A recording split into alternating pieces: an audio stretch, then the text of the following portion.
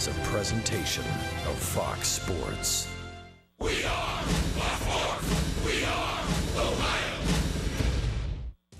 You have to play through tough times. It's inevitable that happens. You don't want to go through it. It's no fun, but it happens to everybody. And I'm confident that we'll bounce back and we'll be fine.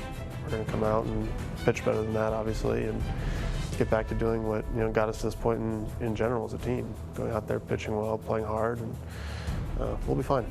We got to take care of ourselves and get out there and try to win tomorrow. So we're not looking at who's behind us, and just got to go out there and play the game the right way.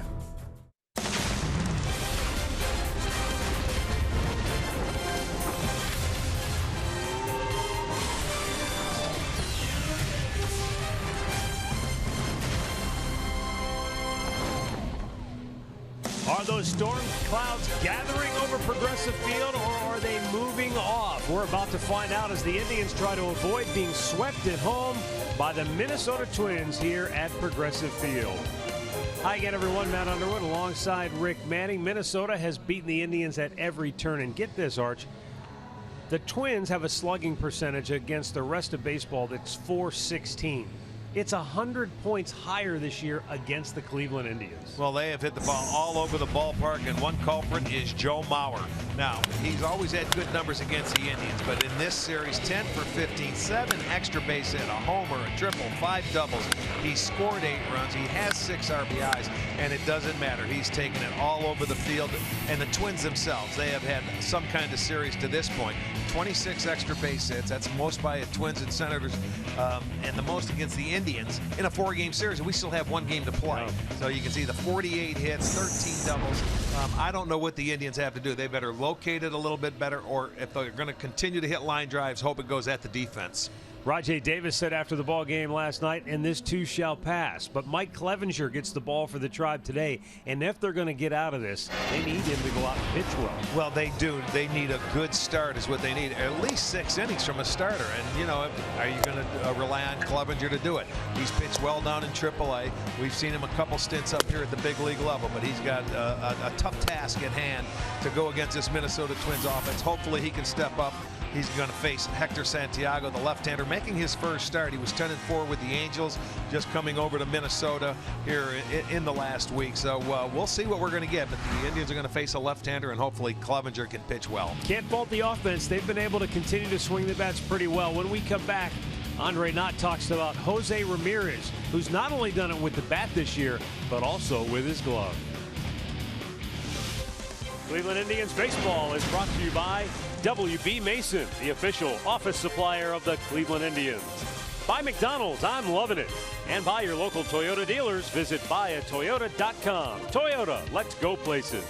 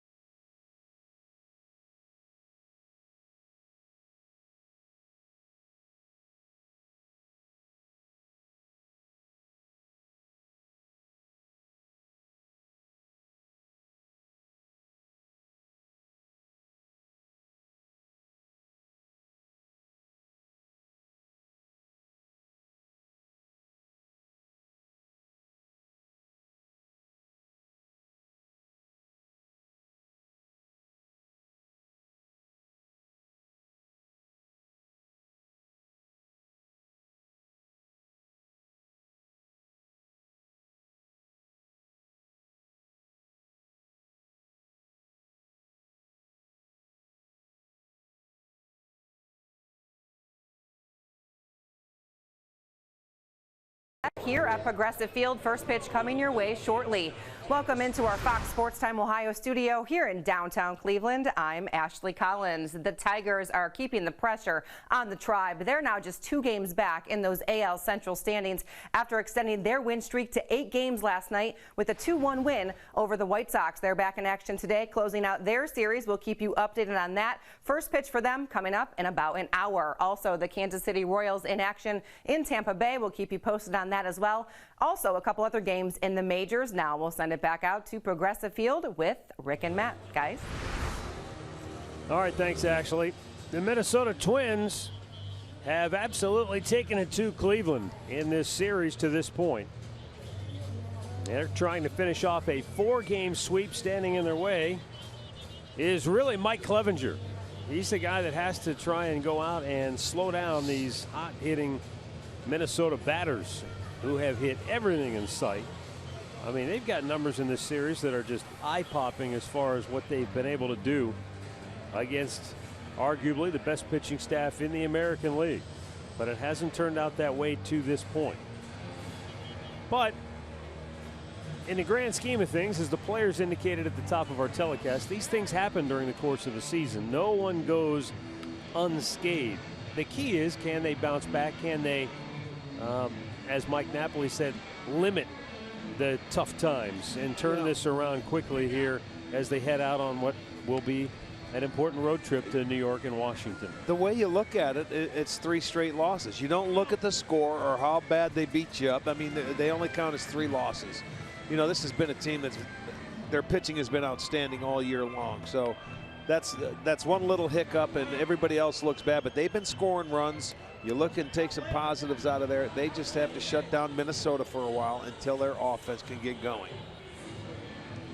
Well, the Indians' offense has been very good, and the defense has been solid as well. One guy in particular is Jose Ramirez. With more on that, here's Andre Knott. Well, if you're looking for a bright spot for the Indians, they hope it's Jose Ramirez. He still leads the league in batting average at home, and in this set, since we've been home, he's 13 of 31. A different type of week for him, though, because Juan Uribe was released earlier this week. Juan helped get Jose going in the spring, and he told me this morning he'll always miss him and always appreciate him, but the one good thing that's come out of it for Jose, he now has a position to play for the next 2 months of the season. He'll play third base, and many within the organization feels like he can get comfortable now and really take off as a third baseman. Will he play that position going forward after this season? No one knows, but they think he'll be a better player the rest of this year because he won't be bouncing around from position to position as this season continues. Yeah, he's done a nice job wherever he has been this year defensively. So it's not an easy thing to do, but he's handled it very well for being such a young player. Let's take a look at the lineup Mike Clevinger will face today for Paul Molitor's Minnesota Twins. It's brought to you by Spitzer Automotive. Brian Dozier will lead it off. Joe Mauer, he's only gone 10 for 15 in the series with 5 doubles. Max Kepler with 4 homers, bats third. Miguel Sano, Kenny Vargas, Eduardo Escobar in the middle. Robbie Grossman gets his first start. He'll bat 7th. Kurt Suzuki 8th, and Byron Buxton will make his first appearance in the series, batting 9th. And our Honda starting pitcher, Mike Clevinger, getting called up from Columbus. He pitched very well down there.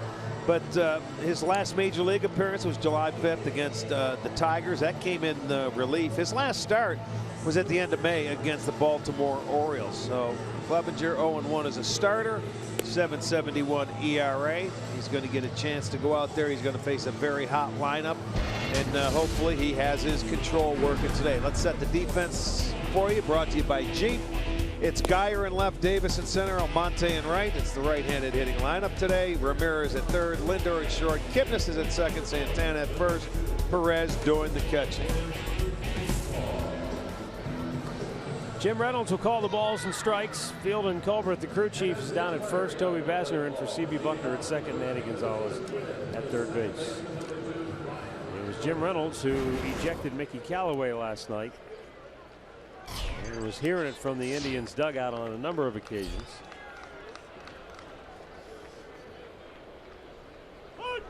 We're ready to go as Mike Clevinger deals to Brian Dozier, and he swings at the first pitch and fouls it back.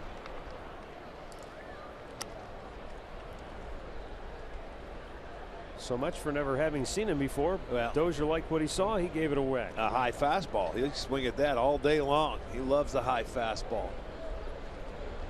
And they haven't fouled off many. Tied him up. It's quickly 0-2.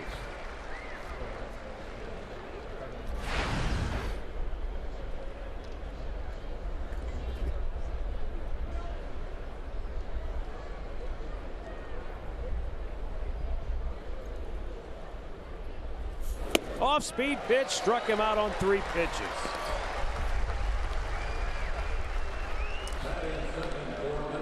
A couple of high heaters, and then he throws the breaking ball and gets the strikeout. And there's a nice located slider. Check that pitch out on. There it is. Nice pitch. He had him out in front. There's Joe Mauer. 10 for 15, 5 doubles, a triple, a home run in the series.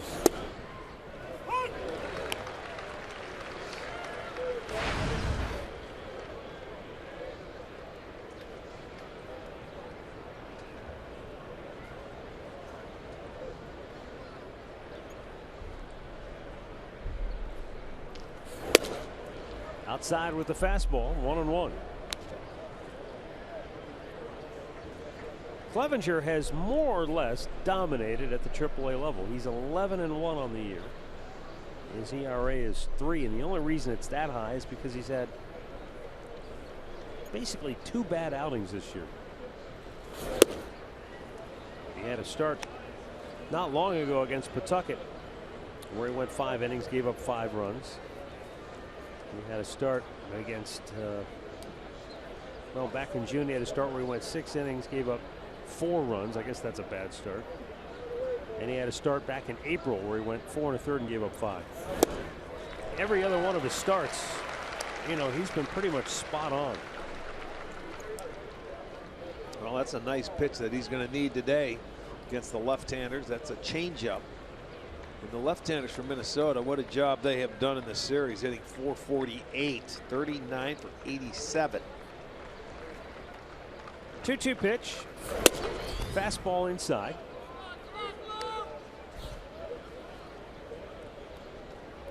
Mike's come out with good velocity here at the outset. And seems to be, for the most part at least, able to command it.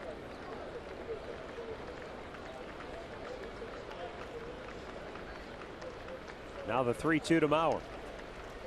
And that's ball 4.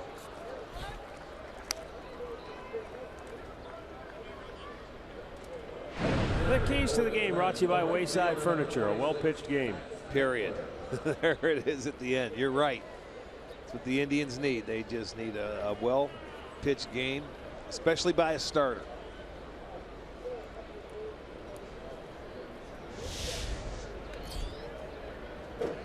Here's Max Kepler.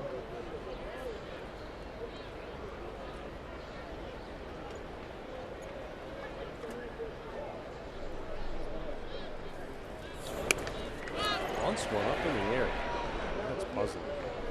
Last night the Indians kept Kepler from hitting a home run, but he still had 2 hits and 2 RBIs and 2 runs scored. The way he's been swinging it, he's doing you a favor right there. That's just. If you're Paul Molitor, I mean, unless he put that on, you got to be wondering what. Oh, he didn't put that on. Not the first inning, 3rd hitter. Ramirez is playing back. Kepler's just trying to, you know, get it going. Like I said, the way he's swinging the bat, continue to swing it.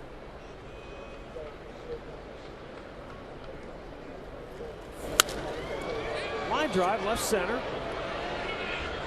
And a sliding attempt by Geyer, but he couldn't come up with it. He'll throw to second, and they'll get Mauer on the force because Mauer lost track of the ball. He sure did. The Indians catch a huge break, 2 down. He did the right thing. He was about 3/4 of the way to second base, but he didn't wait long enough to see if Geyer held on to the ball. Once it popped out, he started running back to first base. He just assumed he caught the ball. He didn't see it come out of the glove, so it's a break for the Indians. They get the force out at second. It looked like Geyer did have it, but when he went to the ground, the ball popped out of his glove. I think Mauer took his eye off it just a little too quickly.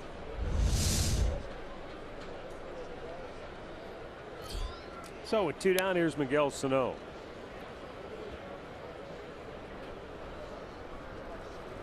Well, maybe that's a sign of a break right there, because instead of first and second and then Kepler getting a base hit on that ball, you get your second out and a man on first base.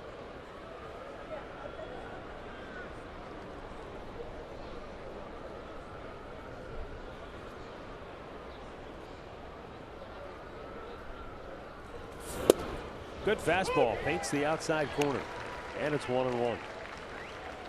Twins have their big guys back-to-back in the lineup today. Miguel Sano batting cleanup, and then Kenny Vargas right behind him. They haven't combined to do much with the bat in this series, but these are 2 guys that you wouldn't want to have to get into a bench clearing brawl. He went around, says home plate umpire Jim Reynolds. And the count is 1 ball, 2 strikes. There's a look from the side. Boy, he caught a break. He didn't swing. He had a couple pitches like that last night that didn't go his way, but the home plate umpire Reynolds called it.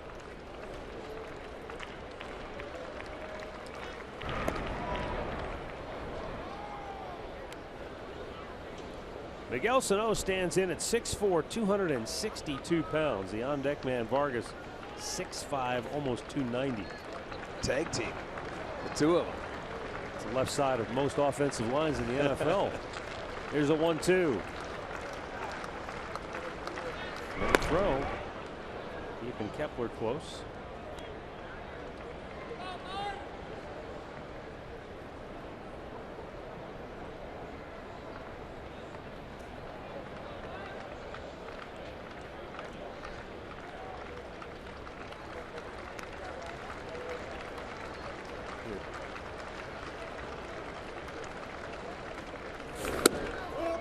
Just missed, and I'm not sure where the issue was. Maybe high, maybe. Let's take another look. Well, that had to be high because it had plate. Oh, my.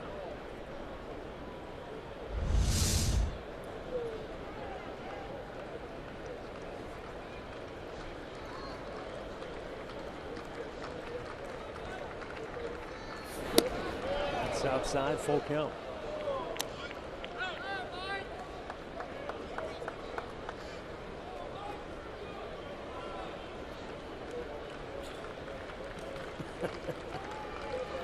Mustard got his own boombox. Here is the 3-2. Kepler will be off and running at first. Hit in the air to left. Geyer shading his eyes, makes the play, and that'll end the inning. No runs, no hits, 1 left. The Indians are coming to bat.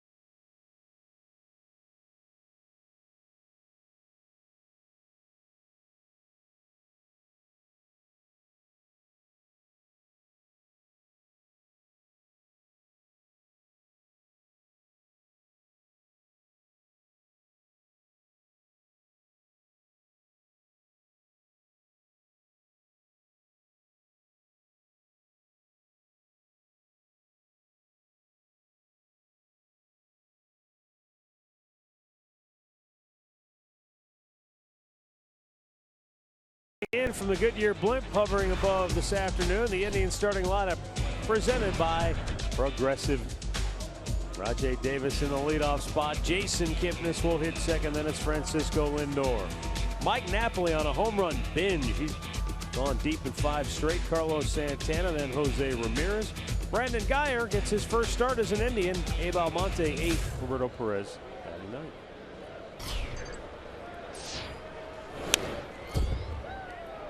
Rajai cuts, fouls, 1 back. He's 0 for 5 in the series.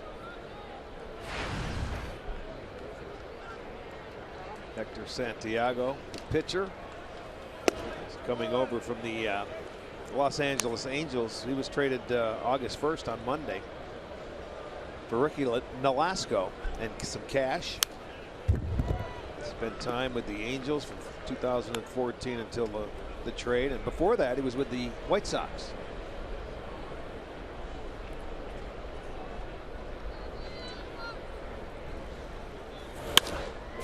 Rajai shoots 1 foul. They count 1 ball, 2 strikes. Check out the Hyundai starting pitcher's numbers. He's 10-4. Had a wonderful month of July where he won 6 starts. He was 6-0 in a 1.78 ERA, believe it or not. 5-2 on the road, 5-2 at home. Upstairs with a breaking ball. The trade seemed a bit puzzling. Santiago and Nolasco trading I think, places. you know, just a new environment for both pitchers. As you pointed out, though, normally a guy that was on that kind of a roll wouldn't be traded. Right, you wouldn't think so. Maybe the Angels had said they'd they didn't feel like they were going anywhere with him, so maybe try something different, I guess. Yeah, one of their left-handers came back from on the disabled list, and I don't know. You go 6-0 in 1 month, and it was the Red Sox he beat twice, and also the Rangers. A couple of good offenses, but normally a guy gets on a roll like that and he gets traded to maybe a contender that's looking for a left-hander, not I hear you, to loud a last and clear. place club. But he has allowed 20 homers this year, but 16 have been solo. 9-pitch at bat for Rajai Davis as he's fighting him off left and right.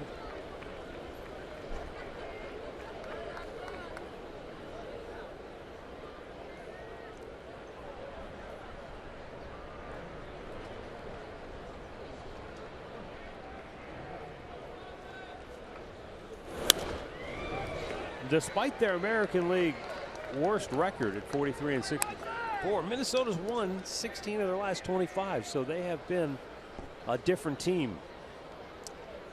Yes, they have. I mean, offensively, that's. Rajai just flung the bat away as he popped it up. 1 down. And let's set the Twins defense for you. It'll be Grossman in left field. Buxton is in center. Kepler over in right. At third is Sano. Escobar at short. Dozier at second. Vargas at first. Suzuki behind the plate.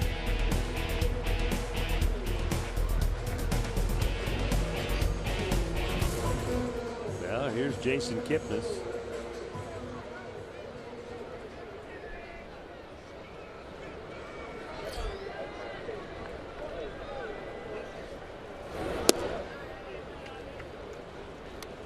Kipnis, who in his career has batted .292 against the Twins, but they've done a good job of keeping him in check for the most part in the series. 2 for 12. But he just socked one to deep right center field. That's going to make it to the bullpens.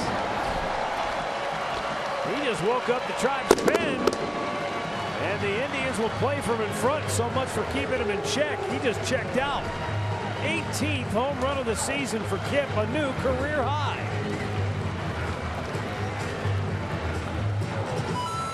It's the 21st home run, another solo shot. But the good thing is the Indians are on the board first. He just challenged with a fastball down and into Kipnis' nitro zone, and he gave it a long ride. It went up into the top bullpen. And there you'll see the shake of the head from Santiago, giving us order code red. Francisco Lindor takes down an in ball one.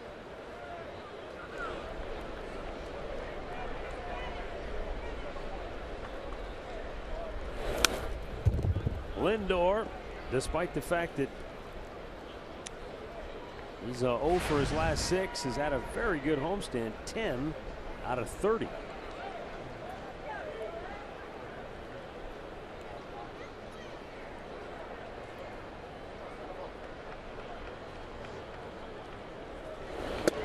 He just flipped a big old curveball and it drops in for a called strike. Yeah, about 72 miles an hour.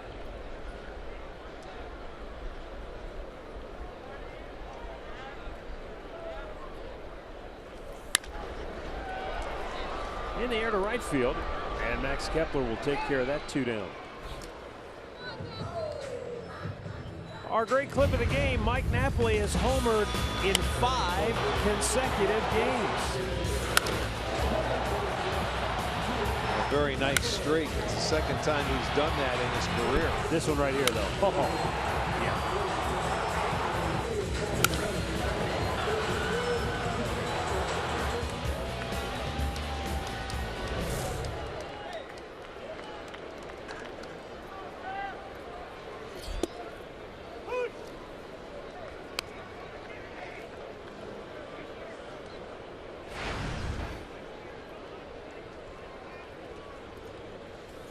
It hasn't been just a home run a day either.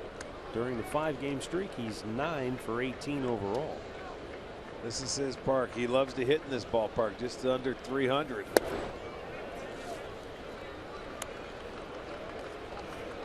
Mike Napoli is one of 6 players in the American League between 27 and 30 home runs. Todd Frazier, Mark Trumbo lead the way with 30. Edwin Encarnacion with 29, and Josh Donaldson, Chris Davis, Napoli, and Nelson Cruz all with 27. Yeah, he's. And I made a mistake because he's up over the 300 mark at home. That's 301 coming into today. And he draws a base on balls to keep the inning alive now for Carlos Santana.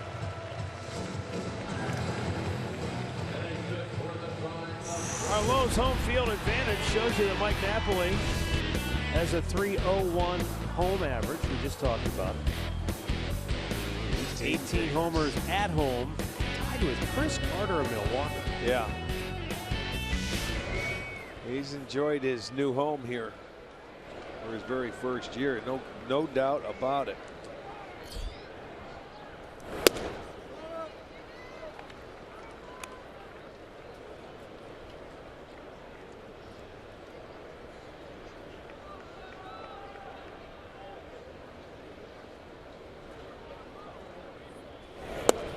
Boy, you know, obviously we don't see Milwaukee this year, but you know, Chris Carter, there's a name you think about.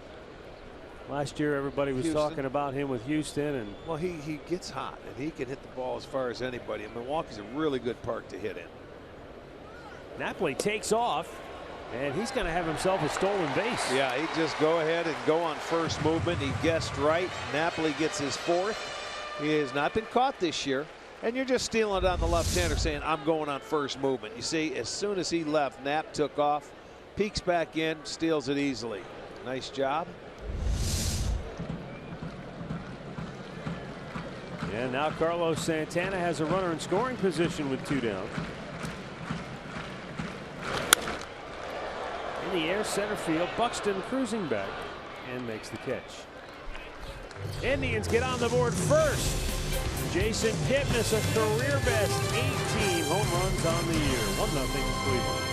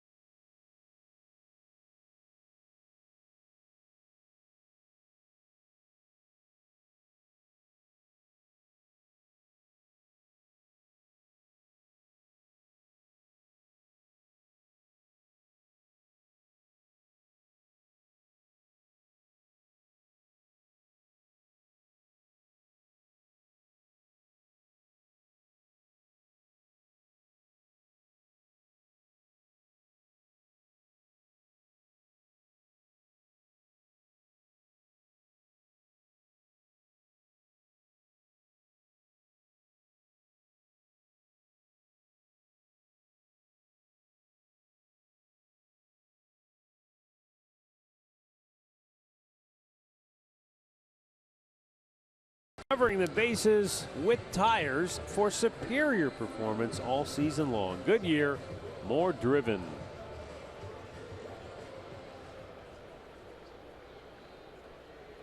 It's been with us all homestand. The Goodyear blimp. Some great shots. That is the Goodyear ship Wingfoot 1. Had a sunset. Was it yesterday? It was spectacular.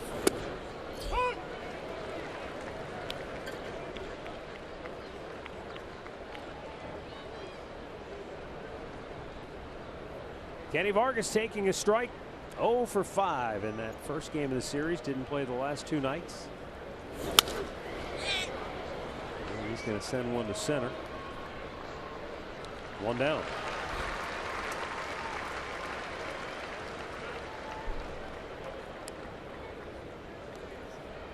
Batting 6 for Minnesota, number 5, the shortstop. Eduardo Escobar coming up with 1 down here in the second inning.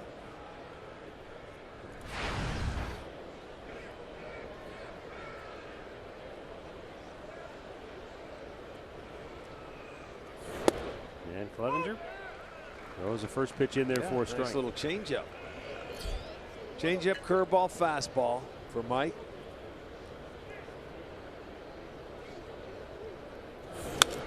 And not necessarily in that order, right? That's right. Not necessarily. Mix it up.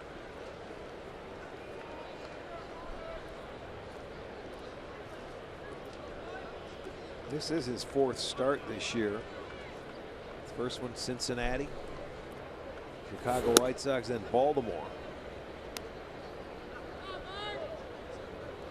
Made 1 relief appearance. That was on July 5th against the Tigers. Yeah.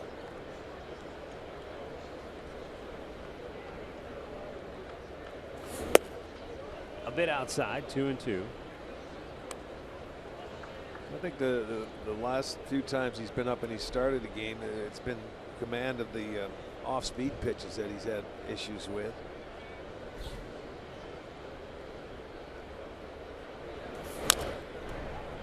Now, when he came up in May, he made 3 consecutive starts out of the rotation at Cincinnati, at Chicago, home against Baltimore. And all 3 of those starts, there were some good, but then it was either one stretch or 1 inning that he just couldn't seem to get through or get out of the inning without giving up a big number. Swung out and missed. He strikes him out. 2 down here in the second.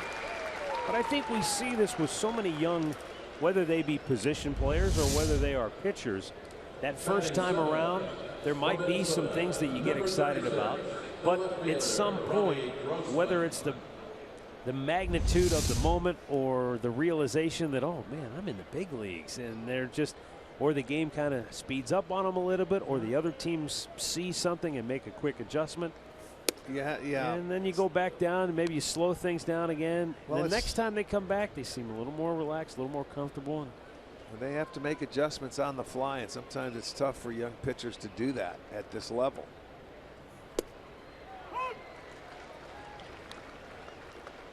That really, to me, is what has been so impressive this year about Tyler Naquin, is that he's never been in the big leagues before, but as a rookie, he's been able to maintain. There's a drive into the gap, and it's run down by Geyer. They go 1-2-3. A good inning for Mike Clevenger. The Indians go right back to work on offense when we return.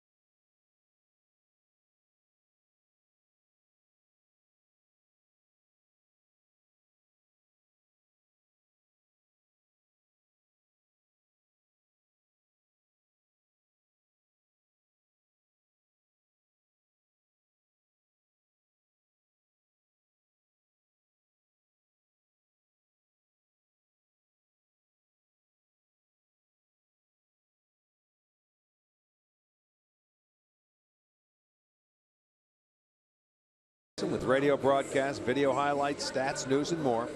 Download MLB.com at Bat, the #1 app for live baseball on your smartphone and tablet.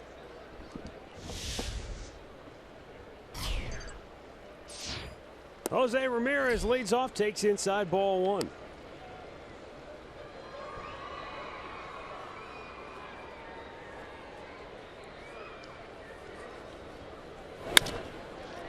To short, Escobar. 1 down.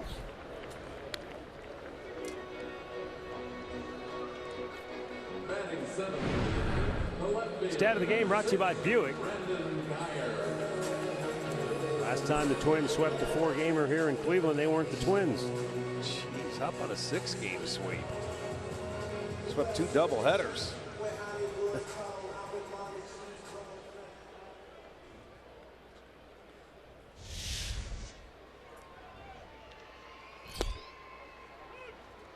Brandon Guyer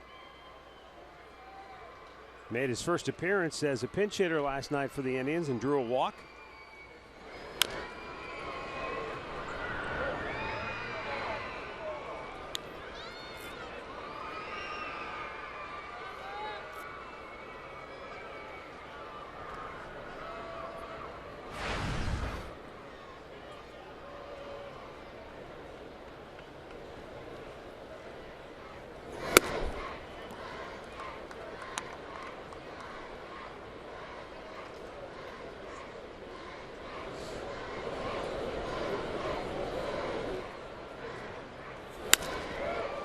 High fly ball, center field, and Buxton will make the catch, and there are 2 down here in the second. That'll bring up Abraham Almonte. The right fielder, number 35, Abraham Almonte.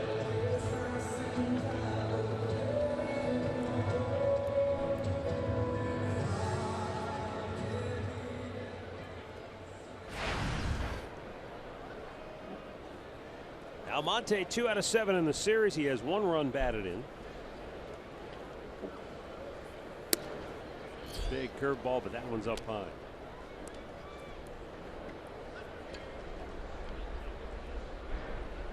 Almonte has quietly picked up a hit in 5 straight.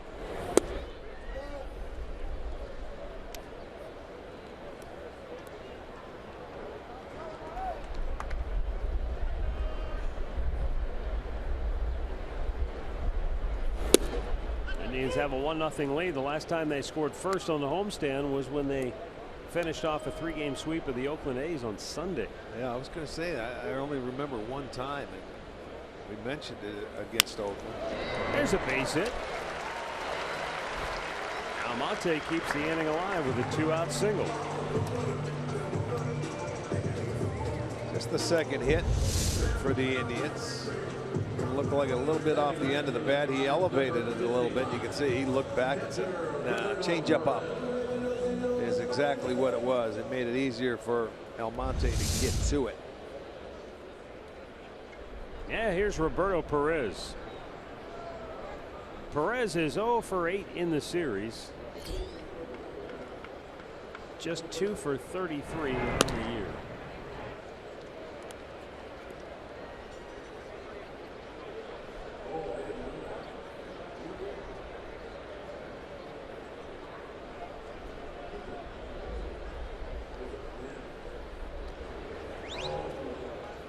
Almonte yet to attempt a stolen base. Well, with 2 outs, he's got Santiago's full attention.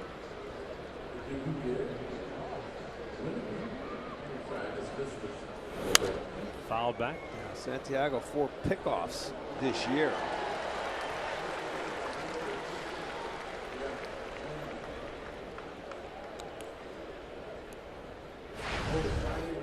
Keep hearing the scoreboard PA announcer popping up.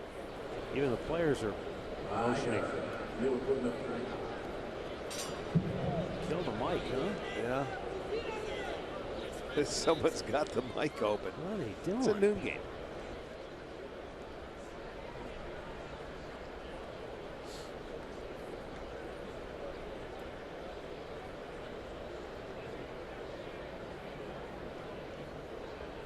Here's the 0-1.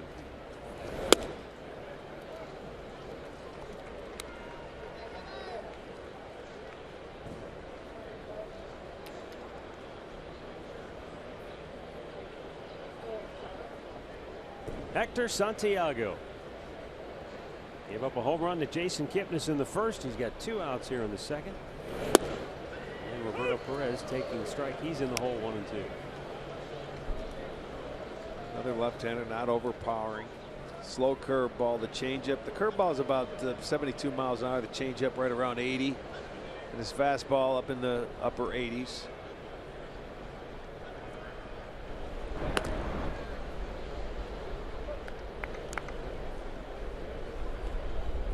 Sure the Indians will see him a time or 2 more before this year is out. We still have, after today, a series in Minnesota, and then the Twins will come back here before we go to Minnesota. Be back here at the end of the month. Just a bit outside, and the count is now 2 and 2.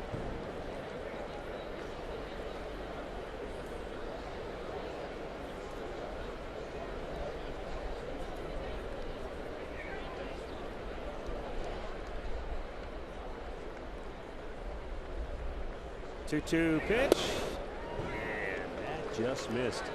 I think Santiago wanted it, didn't get it. Full count.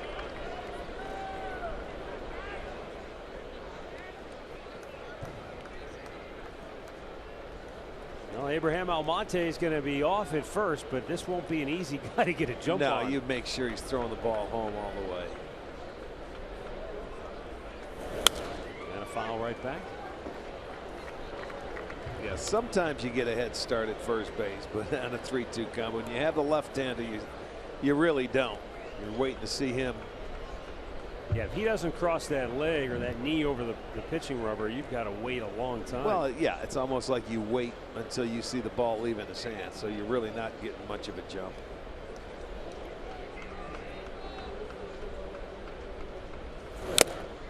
Strikes him out. That'll end the inning. We've played 2. It's Cleveland 1, Minnesota 0.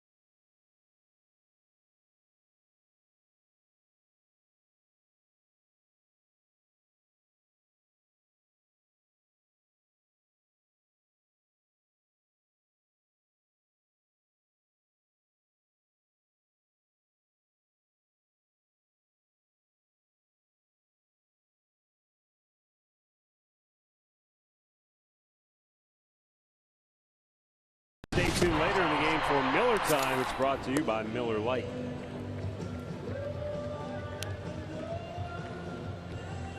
One nothing, Cleveland on top, 3rd inning, and Kurt Suzuki will lead it off for Minnesota.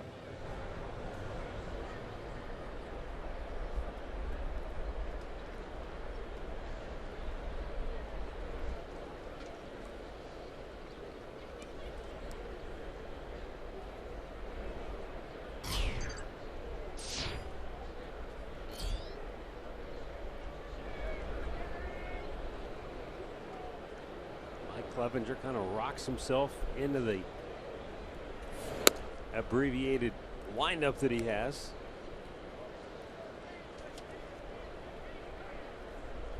I find it hard to believe right-handers this year coming into today hitting 364 off Clevenger and lefties just 161.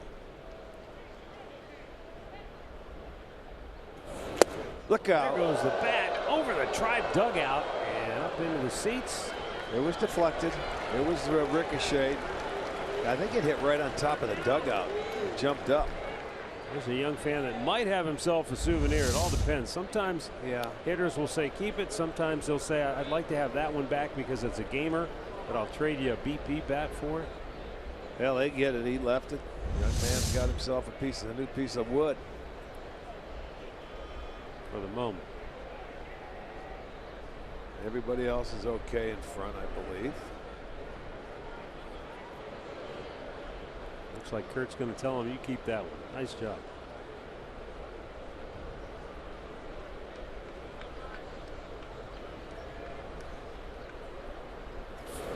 A little bit low.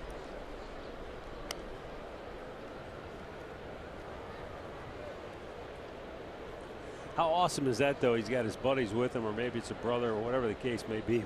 No, yeah. See, this is how it happened now.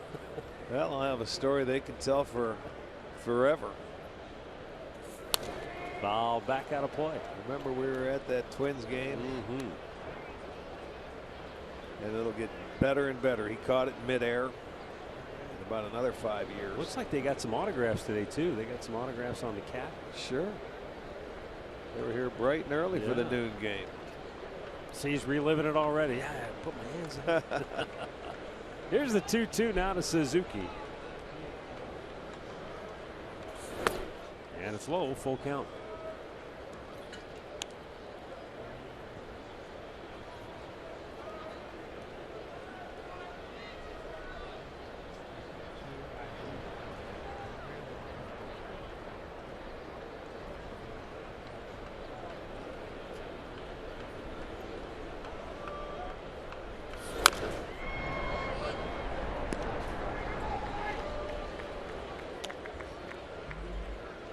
Kurt Suzuki, Byron Buxton, and Brian Dozier for Milwaukee, or for Minnesota here in the third.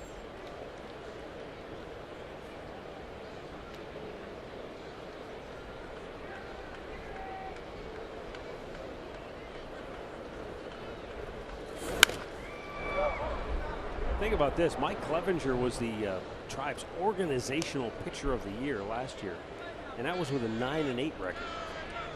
Imagine this year he's 11-1 at AAA. Well, you know, sometimes down in the minor leagues, when you're on 100 pitch count, you know, you don't go deep into the ball game. A lot of times bullpens have a lot to do with it. So wins and losses, you know, it's not like they're going deep into the game and they can complete any. Walks Suzuki to start the inning, and a big reason why he was the pitcher of the year is that despite the one-loss record, he had a 2.73 ERA and only 40 walks in his 158 innings against 145 strikeouts. Well, a heck of a deal for the Indians when they traded and got him from the Angels for Vinny Pastano. Yep. And remember, being that we're into the month of August, that was a waiver wire trade. Yeah. You know, you don't think of those deals as really being that important or maybe that fulfilling. And yet there was a waiver wire deal after the trading deadline. Yeah, the Angels looking for somebody for their bullpen at that time. And the Indians ended up with somebody who at least has the potential to be a long-term starter for them. Now the Tribe was definitely taking a bit of a gamble because he had the reconstructive elbow surgery. Joined the team. Yeah. High pop. This might be playable here. Roberto Perez back to the screen. Got it. Nice job. One down. And that ball came back a little bit for him, as they always do when you get back behind home plate. Now, speaking of trades and being traded for, Let's go down to Andre Knott. Was Clevenger a little nervous as the trade deadline approached because his name was maybe out there on the rumor mill? Very much so. I thought you were going to say you were trading me. I did too. I thought he was trading me. I was like, hey, man, give us a couple more I was going to say bye-bye, Andre. Yeah, the governor would have stayed with me. Darn right. But Clevenger was. He said, you know, he goes, look, we're human. He goes, we're on Twitter. We see our names bounded about and talked about. And he goes, I know what the Indians need. He goes, I'm glad that I'm here and I can help the team. But he didn't sleep the last 2 days leading up to the trade deadline. He goes, then he got a call that he had to be up here, and he thought he did something wrong. So he's excited that he's here. He wants to be an Indian. He also told me he was glad he didn't get traded to the Yankees like Frazier because he's not ready to cut his hair off yet either. I was going to say, look at the moss he's got going, man. Well, he says his looks better than Frazier, and Frazier needed a cut. So hopefully we'll see the Yankees and Frazier one day soon with him on the mound. Depends if you like red. If red's your favorite color, that was Frazier's hair, right? Yeah, it's all gone now too. It's gone. It'll grow back. Thought you were going to take a shot at our Not our compadre Mark Kohut. Well, I'm traded now, so I'll see you guys in New York.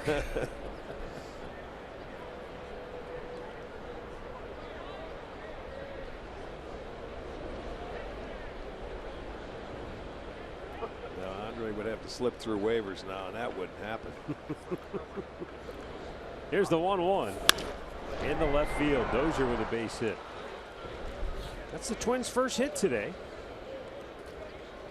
But the Twins have something brewing here in the third, and that's not a surprise. In this series, Minnesota has outscored Cleveland in the third inning 14-0. Yeah, well, that one, he missed his first at-bat. Dozier had a couple of high fastballs he swung through. This time he got it. It's a 13-game hitting streak for Dozier, second, I believe, longest now in the league. But he's on a pretty good roll. He didn't miss that high fastball, and he doesn't miss many of them. And here's Joe Mauer, who drew a walk his first time up.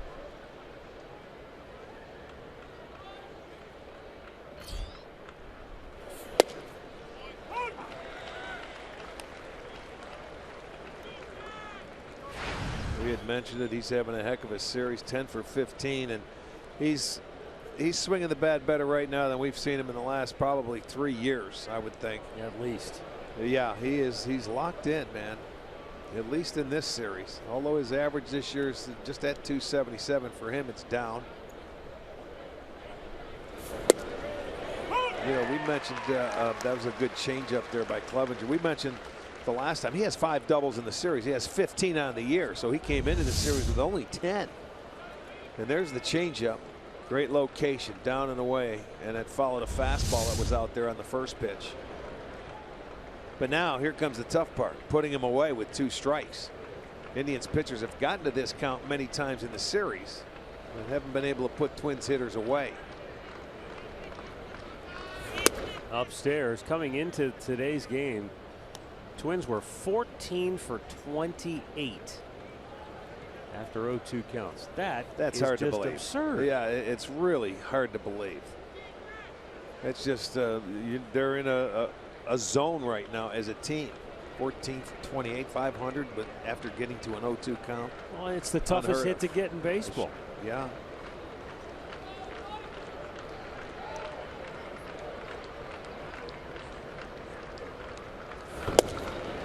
Didn't chase. Another nice changeup off the plate, but this is a big league hitter that'll take that pitch. You'll see it's away. It's a changeup, but here's a guy that knows the strike zone so well, you're not going to get him to swing at that pitch. You may tease him. He may look at it, but he won't swing at it.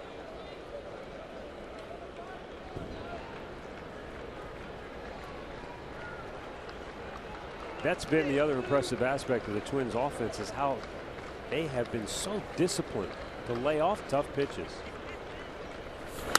Not a play. Well, they're in a groove now. And that goes back to the 0-2 thing. You know, you get to 2 strikes, you expand a guy's strike zone, you might get him to chase. They haven't really done that. No, and it's not just one hitter. It's basically the whole team's been up there doing the same situation. So you have to make quality pitches to get outs, no doubt. We will never see him swinging the bat this well again than we are in this series. I hope not. No, you can't. If you do, it'd be like at 4:30 in the afternoon at batting practice. Line drive off the glove of Ramirez. And Suzuki will have to stop at third, but the Twins have loaded the bases. That was smoked. Ramirez did a great job just to get leather on the ball. Unfortunately, he couldn't hold on to it. But he wouldn't have scored anyway if the ball gets through. I mean, Geyer would have been out there and gotten to that ball quickly. And there it is. One step. He didn't really have even a chance to take it. He had to just dive. And it's just off the end of the glove. You can see Suzuki going to go back and say, okay, I can only go up a base. So now the table is set. Well, Suzuki was kind of, if he caught that, he was going to be doubled off anyway. It didn't matter. But now you got Max Kepler up with a bases loaded and 1 out. And a foul up the third base line. Man, he was really late there. Yeah, off the end of the bat, it looked like.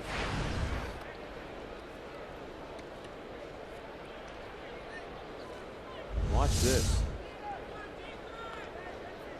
See that right? A cue shot. I'd check my bat. I'm surprised it's not broken. I'd check it. There may be a little good hairline fracture in there.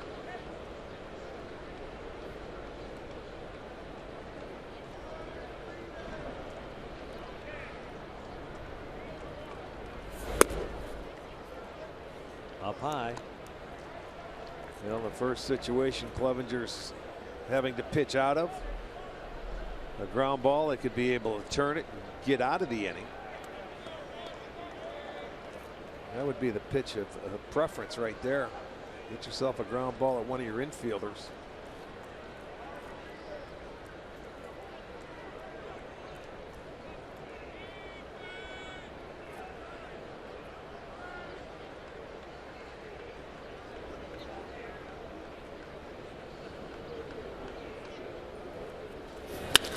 Line drive, center field, caught by Rajay. He's going to throw it back to first. Nice, Double nice. play! Ends the inning. The run does not count. It's a heads-up play right there, folks. Wow, what a job by Rajay Davis. He saw that Mauer had ventured too far off the bag. A good throw behind, inning over.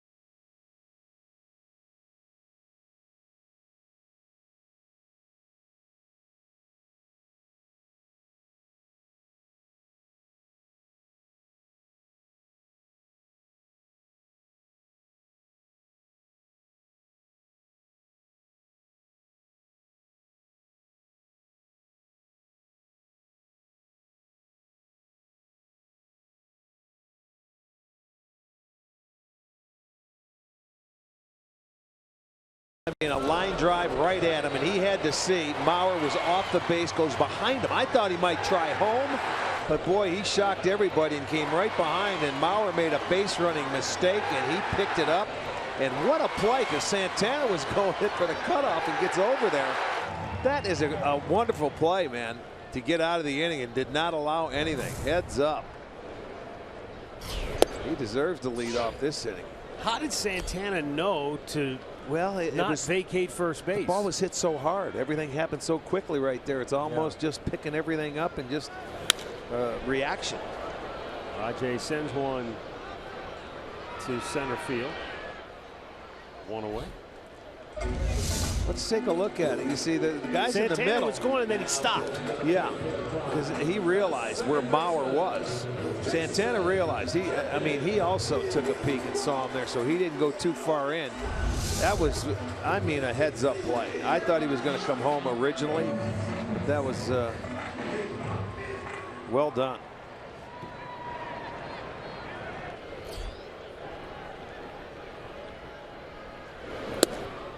Jason Kipnis taking a strike. Kip put the Indians on the board with the game's only run in the first. His career best 18th home run on the year. He now has 59 runs batted in, and he's on pace to drive in. I think he's right around 90 RBIs on the year. The way he's swinging it, he's going to get 100. The way he's swinging it, yeah. Keep getting on base for him. He'll do his job. He picked on a fastball from Santiago back in the first. New career high for him. Congratulations. Now you just keep on adding to it. We have talked about it. Andre mentioned the other day, he's getting that foot down quicker, less of a stride, an ounce heavier bat. That Kip feels he's hitting with a little more power. From the knees, a nice play by Vargas. Looked like a turtle. He couldn't get up. He had to flip it from his knees. His momentum was carrying him the opposite direction of the plate, too. So as he threw it, he went down like the Leaning Tower of Pisa. Well, that's a big body to get up quickly. You're not a middle infielder right there at 260 pounds. But he made the play. Give him credit. From one knee, falling. Oh, he's 290. All right, 290. Sano's 260 on the other side. I thought the diamond was tilting. Yeah, Vargas got a little more height. So, well, then that's a heck of a play for a 290 pounder. You think back, Arch? How big was Frank Thomas? He had to be around that. Yeah, he was huge. He was a big man. Still is. Yeah. Frank had to be 280, right? He had to be. I would think tall, so. Too. Yeah, 6'4", he was 6'5". 6'5". He was 6'5". Yeah, he was a big guy. He had to go at minimum 260, I would think. We don't want to insult him. No, they say 275. Okay, 275. That's on a good day. Was that signing weight? That's what I want to know, because that never changes. That's when he was coming out of Auburn. Yeah, that's right. Yeah. He was the tight end down at Auburn. Mike Napoli, big swing but fouled back. That's the funny thing about baseball. When you sign and it's in the media guide, your kid 6'1", 180, 175, it stays with you the rest of your career. Even though you gain 25 pounds, it's still 175, 180. We need that after we retire. Keep printing that out. Luckily, they don't put that in the media guide for us anymore. No kidding. We get our own page. That's just from the headshot.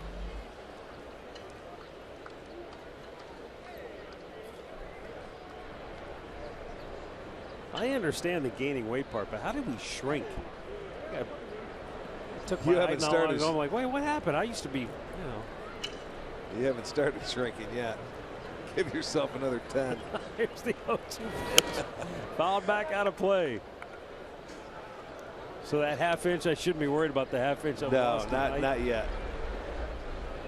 Not when you see your son and daughter getting up and starting to grow taller. They're going the other direction. Yeah, they're growing past you.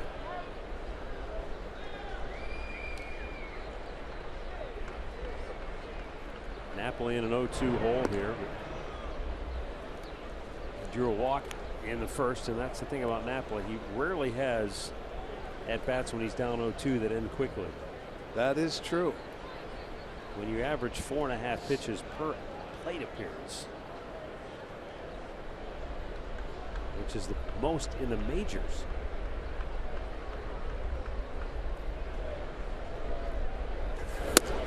Well, he makes adjustments too. He'll hit his streaks where you see him swing through 3 pitches in an at-bat. He may strike out 3 times in a game or 4 times in a game, but situations he changes his approach, and even if he's down 0-2, They'll lay off a high fastball a couple times to get back in. People don't throw him strikes. They try to get him to swing at their pitch so that he can't hurt them.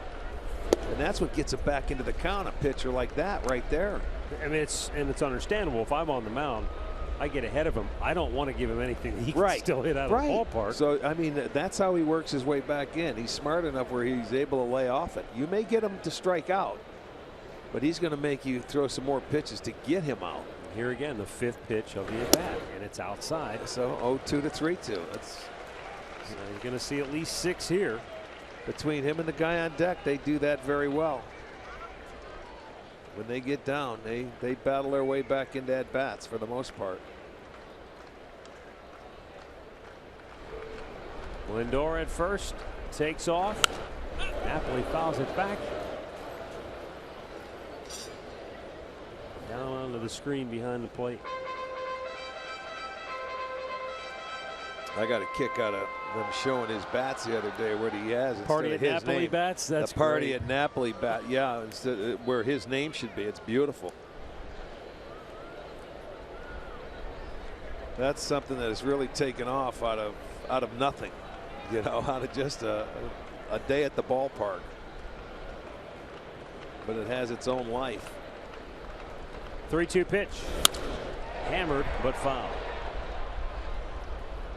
So aside from getting your first big league jersey, what was it like the first time you saw your name on your bat? That was cool. I mean, you know, that's got to be one of those, hey, I've kind of made it moments, right?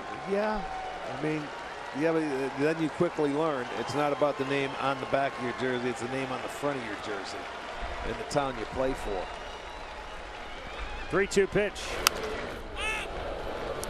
That's going to be Suzuki will give it a look, but no chance here.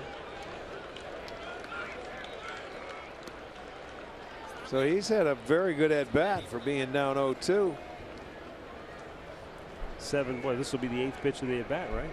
Yeah. And they have 10 2-strike foul balls off Santiago.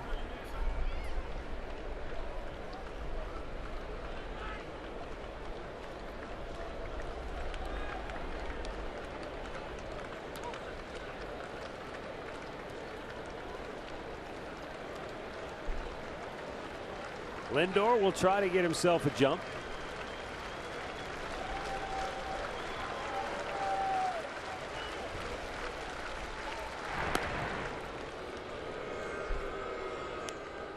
That's the chance when you're a left-hander you take with a guy that can run. You'll throw over there a time or two to see if you can get an easy out.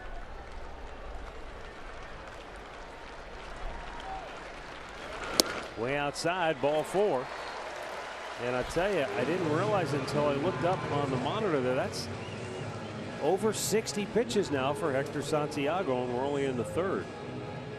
So while there's only 1 run on the board, the Indians have, again, they're trying to grind through each and every at bat. That's 20 pitches an inning on average. And now Carlos Santana, who fly to center his first time up. Well, that Napoli at bat shows you. You know, down 0-2, and he did not go easy. He ended up walking him and making him work.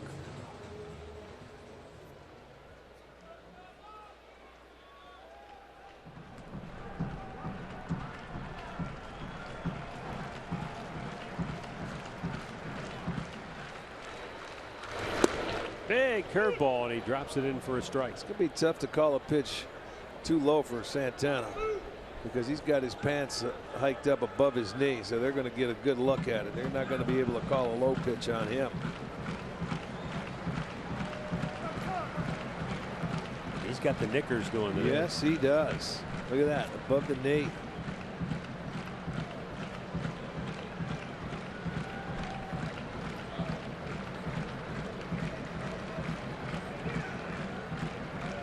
The 0-1. Hammer, deep left, onto the home run porch. And out onto the street. A 2-out, 3-run homer makes it 4-0 Cleveland. Number 24 for Santana. Wow. You talk about teeing off on a ball. Yeah, he just, I mean, he timed that beautifully and just smoked it. And now here you go again. They got the first 2 out and a measly little 2-out single, a battle walk, and then a bomb. And the Indians do it again with 2 outs. They scored their first 11 runs in the first 2 games with 2 outs. Here's 3 more coming in the final game. And you didn't even have to have a ticket to get that ball. Tell you what, I love some of the second looks we've got today, some of the different angles. Outstanding.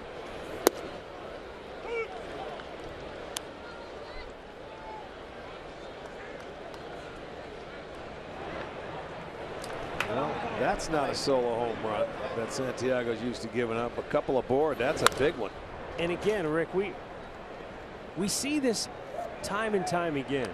Somebody has a lengthy at bat, like a Mike Napoli, goes 8, 9, 10 pitches into an at bat. He ends up getting the walk, and then it's the next guy, maybe, or the guy for that benefits. Yeah. We talk about that a lot. One tough at bat can do wonders. Santana has not done a lot of damage from the right side of the plate this year, but that was a big one. His 3rd homer off a lefty this year. I'll guarantee you the Indians right now are thinking, let's keep going. We want to keep adding on. They want to get to double digits today after the way they've been beaten the first 3 games. There's no doubt.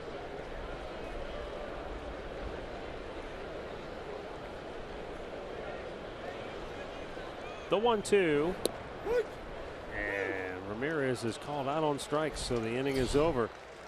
But Carlos Santana sends one through the gate in left field. And a scurry for the ball ensues. That is security guy's got it. This 1 out of 12. I got it. It's on the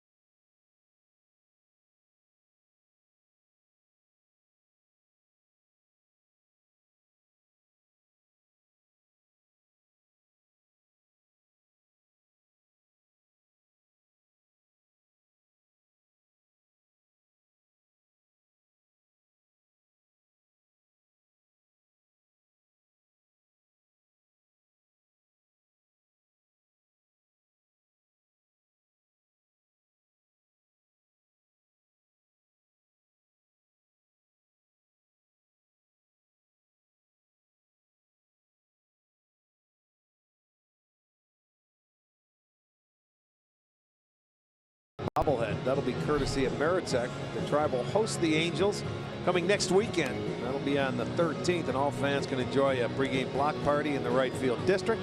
That is presented by T-Mobile. Just go to Indians.com for your tickets. Well, Mike Clevenger handed a 4-run lead now. He got out of a huge jam in the 3rd. Bases loaded, 1 out.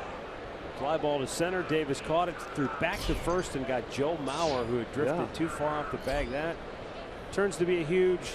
Think about the turn of events in that inning. You know, they get out of it, bases loaded, 1 out, and they come out and have 2 outs, nobody on, and they put 3 on the board.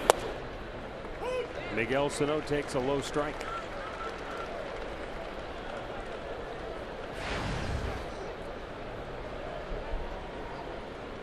Well, the Twins will be getting Trevor Plouffe back here in the near future, who is their 3rd baseman. This is one guy that could be on the bubble there. Sano shoots one inside the line. Geyer makes a nice play on the ball, but Sano in standing with a leadoff double. Their first extra base hit today. It looked like a hanging breaking ball. Well, he got it off the end. It just didn't get down where he wanted it. Gets down into the corner for Sano, his 14th double. Back comes Minnesota. They're 3 for 4 that second time through the lineup. And remember, Kepler hit a line drive for the double play. Now here's Kenny Vargas.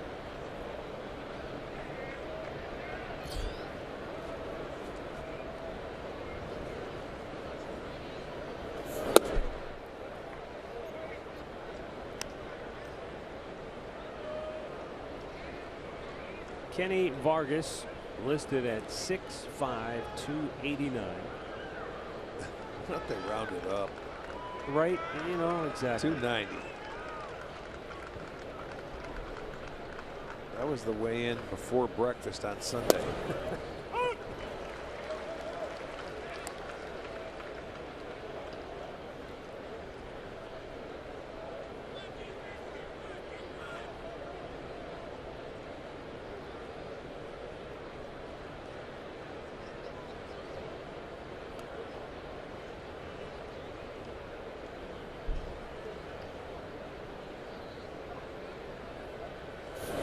Vargas appeared to be literally on the fast track to becoming the Twins' middle of the order horse.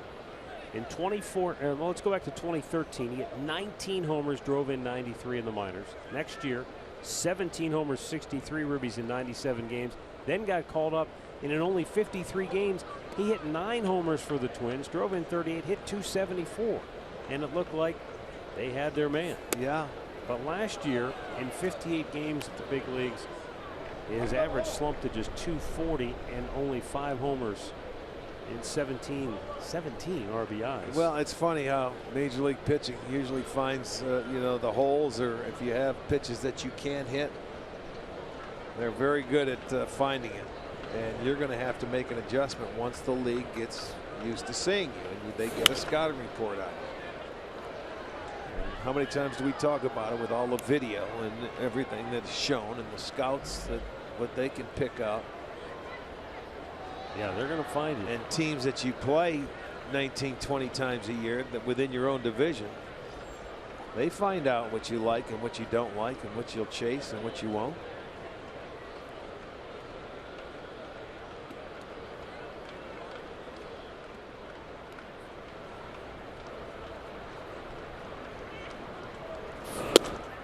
Just missed inside the full count. It's a good pitch in there, even though it's in off the plate. Very good. I'll bet you if you throw that same pitch here, he'd swing at it on a 3-2 count. The Twins as a team, though, they've walked 344 times, which is 4th in the league. And the 3-2. Boy, Clevenger, not a good start to the inning. A double and now a walk. And with nobody out, Eduardo Escobar coming to the plate. Stepping in for the Twins, walk number 3. Escobar.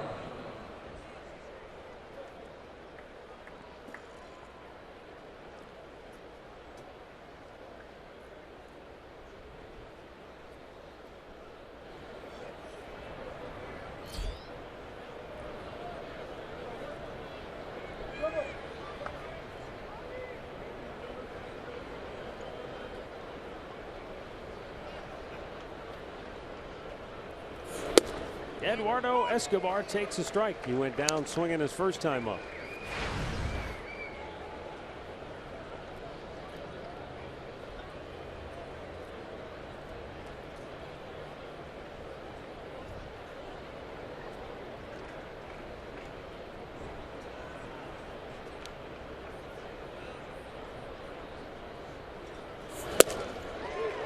Fastball, threw it right by him.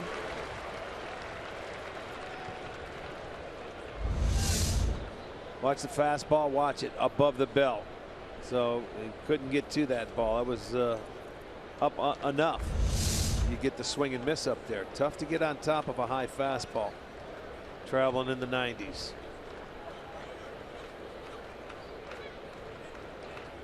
And the 0-2 is way up high. I don't know if he's coming out of that fastball or what, but a couple times it's going up and away. And I think it's a fastball. I don't know if he's trying to throw a two-seamer.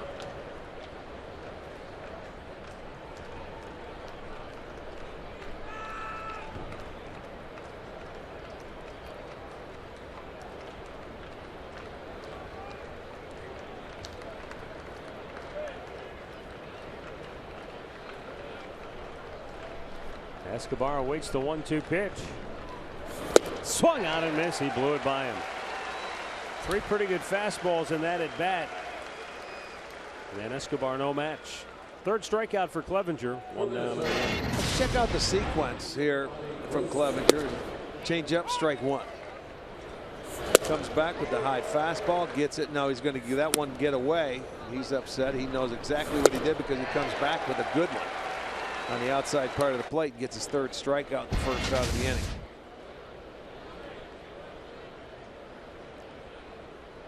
Robbie Grossman takes the ball down and in.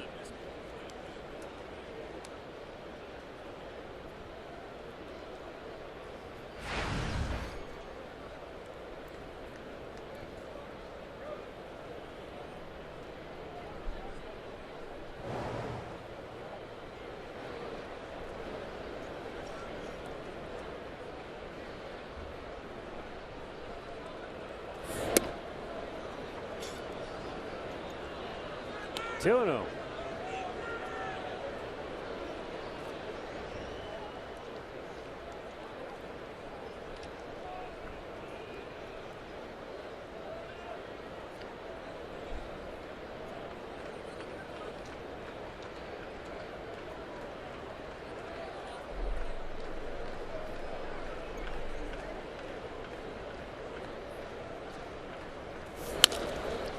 Chop to first. Santana goes to Lindor. There's one back to first, not nearly in time.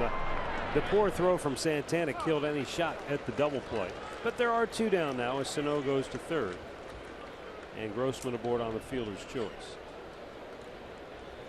Well, that's the key. If you're going to go 3-6-3 or 3-6-1, you need to have good throws and accurate. That first one was a little high, and in return, they really. Lindor probably should have held on to the ball, really. I don't think they had a chance anyway. He was by the bag by the time the ball got there anyway. You know, with the pitcher covering, sometimes that's a tough throw for a shortstop. Having to lead the pitcher. Well, Kurt Suzuki, who walked back to lead off the 3rd inning, bats with 2 on 2 out here in the 4th.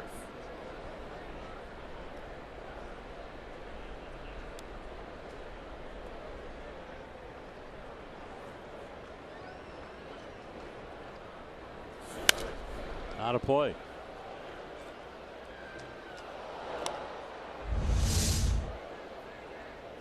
Look at our man, the skateboarder. He gets up off and he's going jump man on us. Yeah, he is.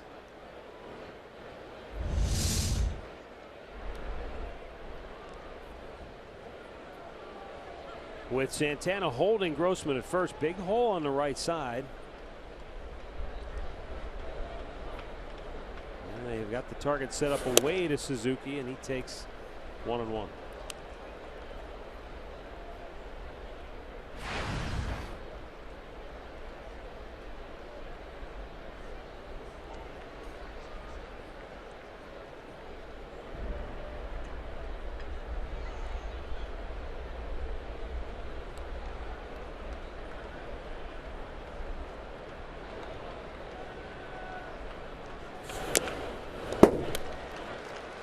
Now the count 1-2.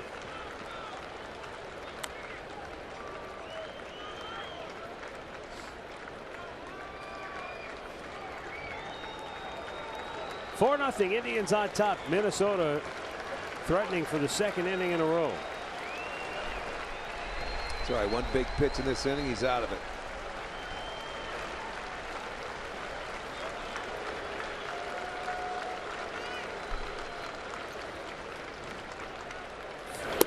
Low and away, 2-2.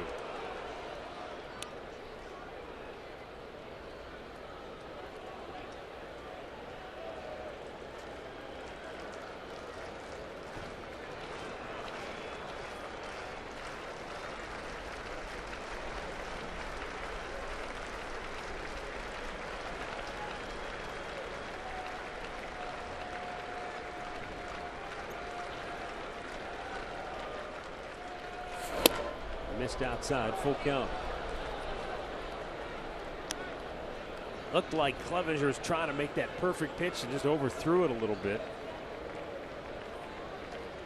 And it's understandable when you're at 2 strikes. You don't want to leave a pitch over the middle of the plate. So when you're shooting for that outside corner, if you want to miss, you want to miss off, not leak it back over. Yeah, Clevenger with 5 full counts on the afternoon. Got Byron Buxton waiting on deck.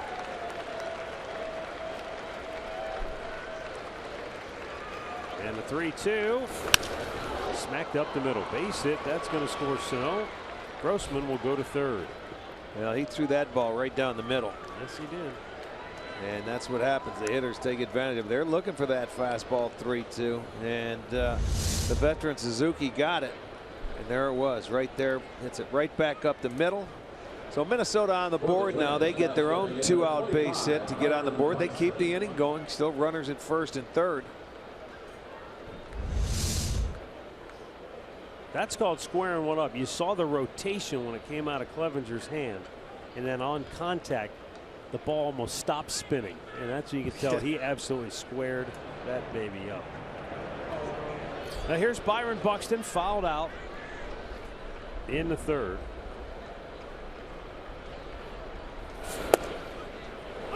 Takes a strike. Check it out. See what you're talking about. There's the spin. Then it's a knuckleball. Yeah, that's reversing that spin right there. No question.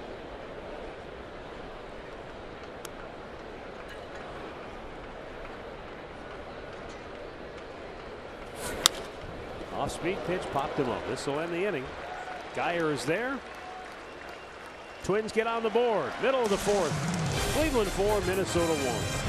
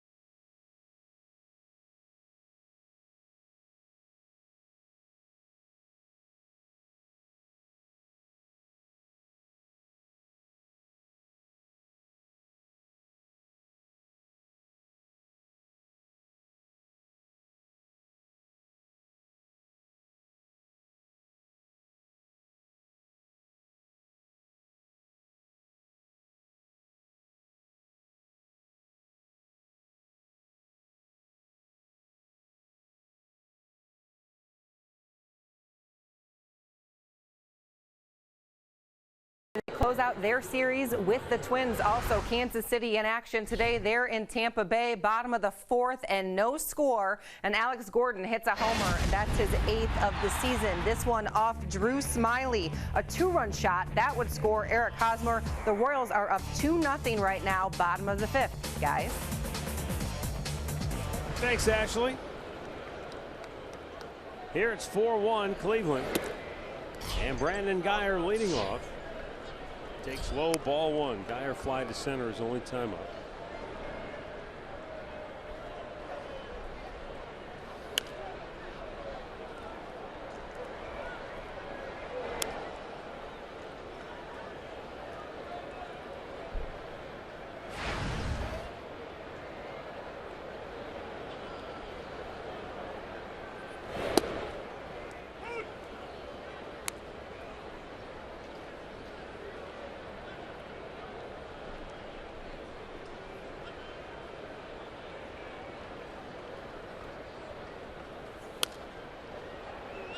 Fouled back.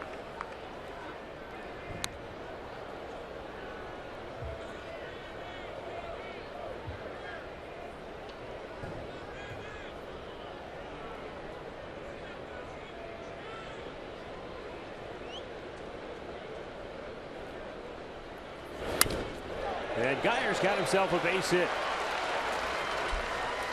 This guy is very good against left-handed pitching.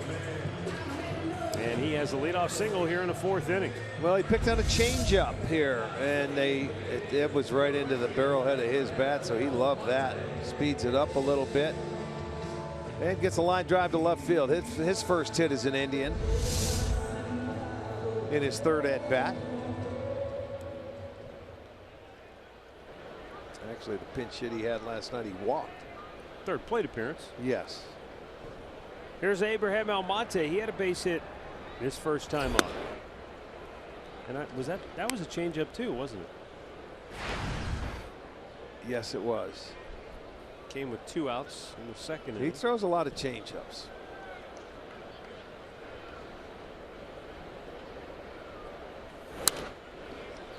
Stands to reason if you're a left-handed pitcher, you know the other team's going to stack the lineup with right-handers. So if you've got a good changeup, one that goes down and away, it should be, if you get it down and away, an effective pitch. If you can pitch inside, though, to make that pitch effective. That's true. Otherwise, they're going to hang out and look right. for it. I mean, you've got to have something on the inside part of the plate to keep them honest and prove that you can throw it for strikes. That was a late timeout, huh? Yeah. I heard him yell it. I heard the umpire yelling time before. Actually, he was right just starting his windup. It's a little late. See, there it is. And that one had good down movement.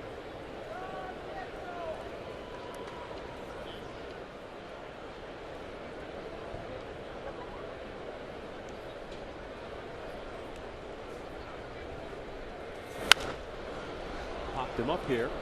3rd baseman Sano. 1 away.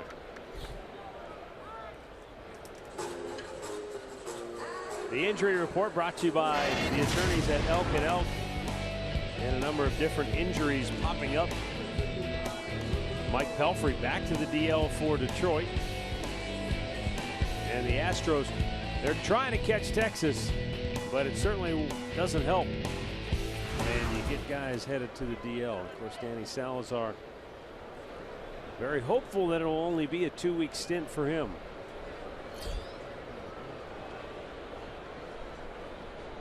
Had an MRI after his start the other night. Basically checked out okay, just inflammation. Needs to rest it for a bit. You know, as long as it's nothing more than just a couple of weeks stint, I think it's something the Indians can weather. If you were talking about something that was going to shut them down for a month or more, then it might be a different story. Well, we hope that's all it is. He had a shot, a little inflammation. You hope it subsides with a little rest.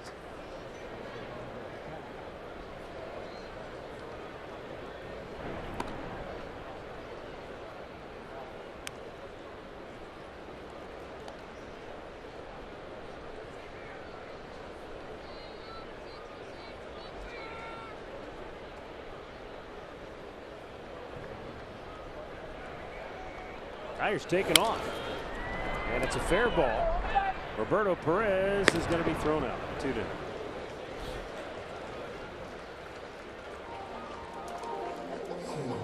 Well, the Indians' annual 2-night Rock and Blast Fireworks Spectacular is set for August 12th and the 13th.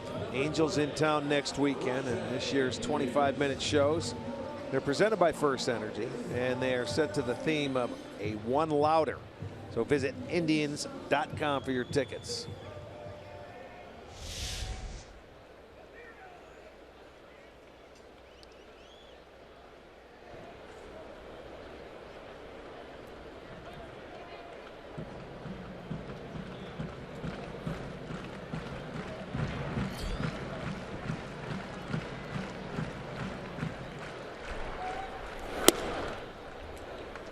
Bright sunshine here at the ballpark. Current temperature is 89 degrees.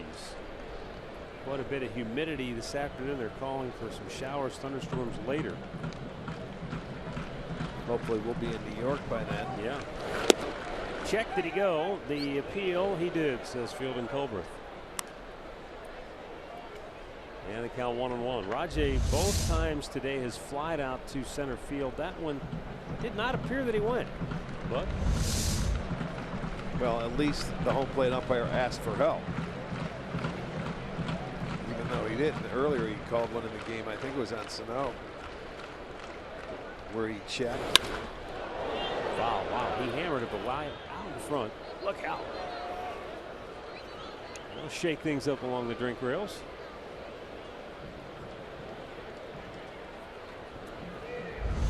Came out of his strap. Change up, he had a good swing, and off comes the Velcro.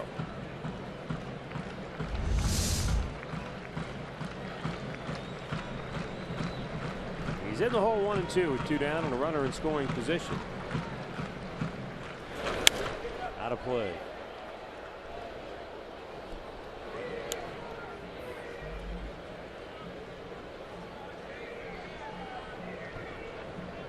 Final game of the homestand.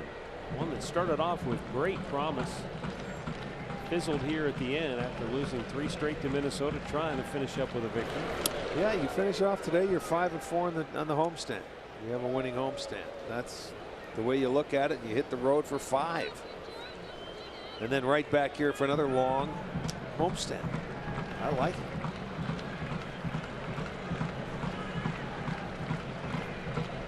Yeah, that next homestand, don't forget, folks, we got a makeup game with the Red Sox. That's a Monday, right? Week from Monday. 2-2 fouled back. Yeah, August 4th is the 14th or 15th. Is it already the middle of August? It just turned, didn't it? I mean, seriously. Yeah, it is. It's a 15th. Yeah. Wow. Goes by too fast. Good at bat for Rajai Davis. But he ends up down on strikes, and the inning is over. 4 complete, Cleveland 4, Minnesota 1.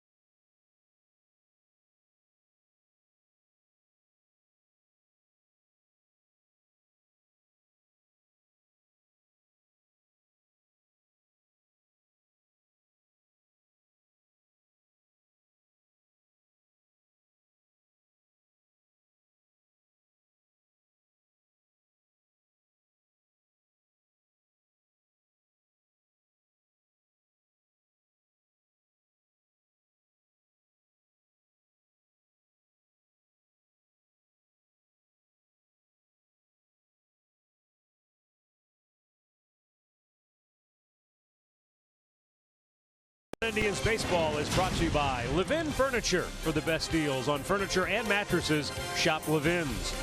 By your Northern Ohio Honda dealers. And by the Cleveland Clinic. Access anytime, anywhere.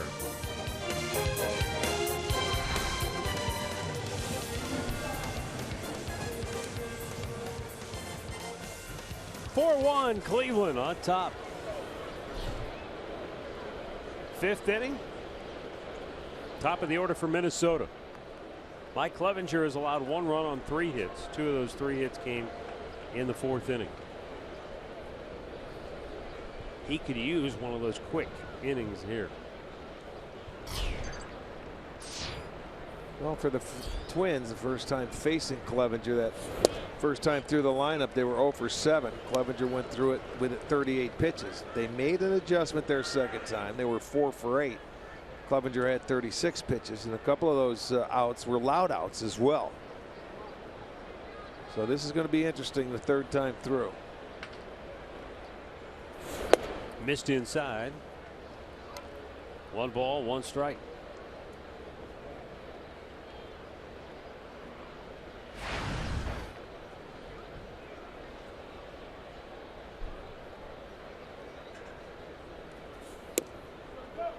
Earlier, we were talking with Andre about Mike Clevinger and the trading deadline, and his name was out there. And we told Andre he was just glad he didn't get traded to the Yankees so he wouldn't have to cut his hair, which is where Clint Frazier ended up being dealt to. And Brian Cashman, the Yankees general manager, was on MLB Network Radio this morning, and he told the guys that we will not see Clint Frazier at any point this year. He basically was saying probably at the earliest maybe the middle of next season is what the Yankees are looking for from Frazier. Deep left, Geyer's out of room. It's out of here. Man, Brian Dozier just drilled one to the bleachers in left field, his 2nd home run in as many days, and it cuts the Tribe lead in half at 4-2. Home run number 22 for Dozier. Well, Dozier's done all the damage for the Twins from the right side of the plate. That's his 3rd home run in the series. This guy, he has been on fire. I want another fastball. Watch this. Boom, belt high. This is a guy that he doesn't miss him. And boy, I don't know what you have to see to believe it, but he gets after it, and he's doing some damage. He's 2 for 3. He cuts the lead in half. It's 4-2 on the year. 314 average, 4 homers, 14 ribbies. A very nice season so far. Well, one of the most impressive things about the Twins is the fact that this year, coming into today, Minnesota's slugging percentage against the Indians is .517.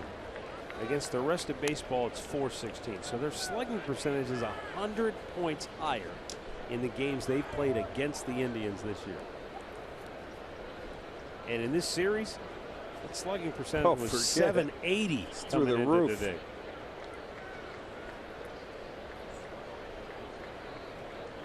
Here's the 0-2 pitch, and Mauer takes just a bit off. He's not a guy that you'll see chase. It just doesn't do it. No, he's discipline is so very good. Clevenger's done a nice job on the Twins though today in 0-2 counts. They're 1 for 4, but 3 strikeouts. There's a base hit, right field, and maybe another double. Maybe. You're right. We both came up and said maybe. Go back to first. Santana comes off and makes a catch. Now with a long single, he's 2 for 2, and that's on 12 for 17 in the series. He's been on all 3 times with the walks and everything. His on base percentage is out of this world. And that one, it hits the padding and it comes right back to Almonte. So he played it nicely and holds him to a single. And that's where, as a hitter or a base runner, now after you get the base hit, you make that judgment whether you can go to second base or not. He realized it. He made the mistake back in the 3rd inning when he was doubled off. He went too far when Davis threw back behind him to get the double play.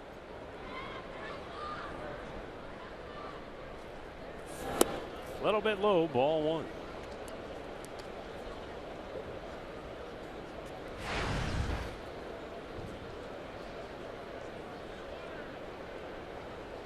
Max Kepler is 0 for 2 on the afternoon. Well, he hit the ball into the double play in the third inning I was just talking about.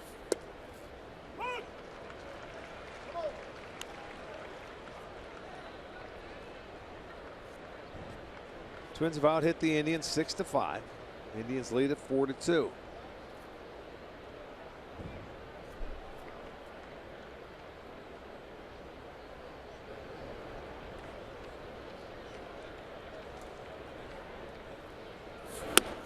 Upstairs.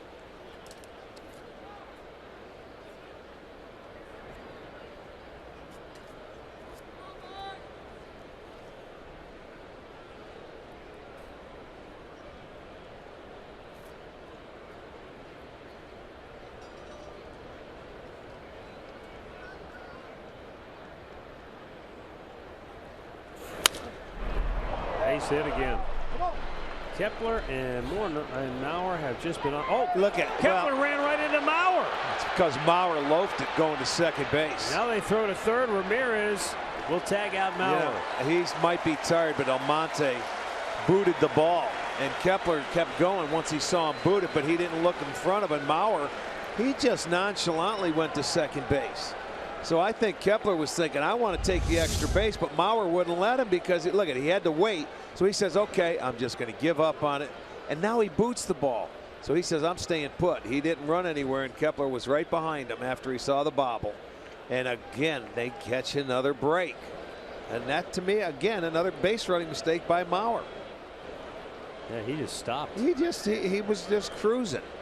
Now, on the other side of that, doesn't Kepler still have to look in front of him? Sure you do. You always have to look at the base runner in front of you. But he was looking at the play out there, and he figured he booted the ball, so I got to go to second.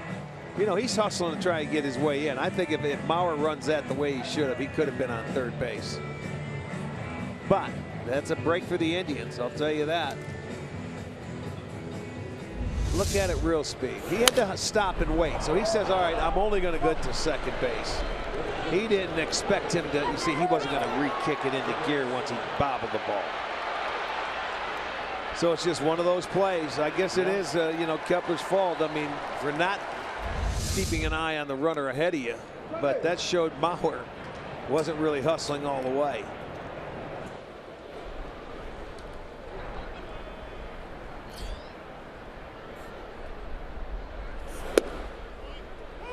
Miguel Sano doubled and scored in the fourth. Indians bullpen is busy. Oh my goodness, that's Dan Otero again. Everyday Dan. This would be 3 in a row for Otero. Foul right back into the mask of the umpire, Jim Reynolds.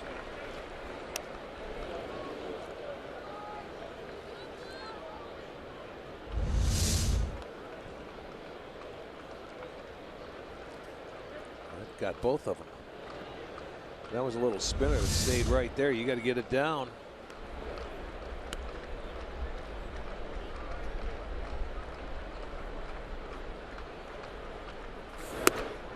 Oh, wow. Guess that's a bit outside. I don't know.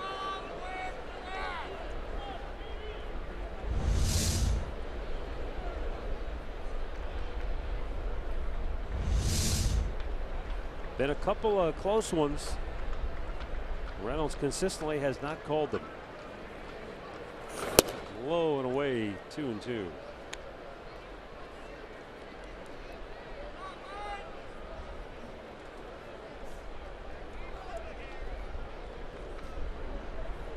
That was really the same with Field and Colbert the other day. Anything that was just a little bit off, he did not call. He didn't call it the first time. He didn't call it the 10th time.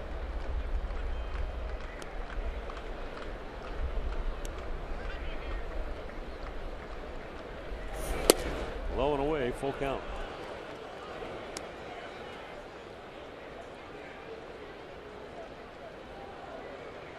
Well, back to another full count. 6 of them today for Clevenger.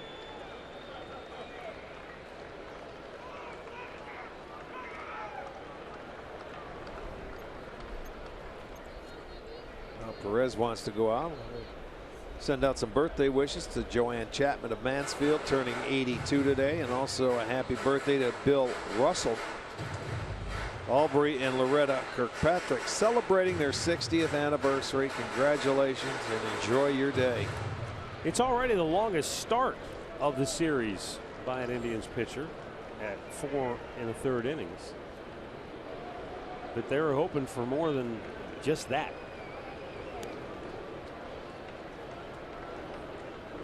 Clevenger's 3-2.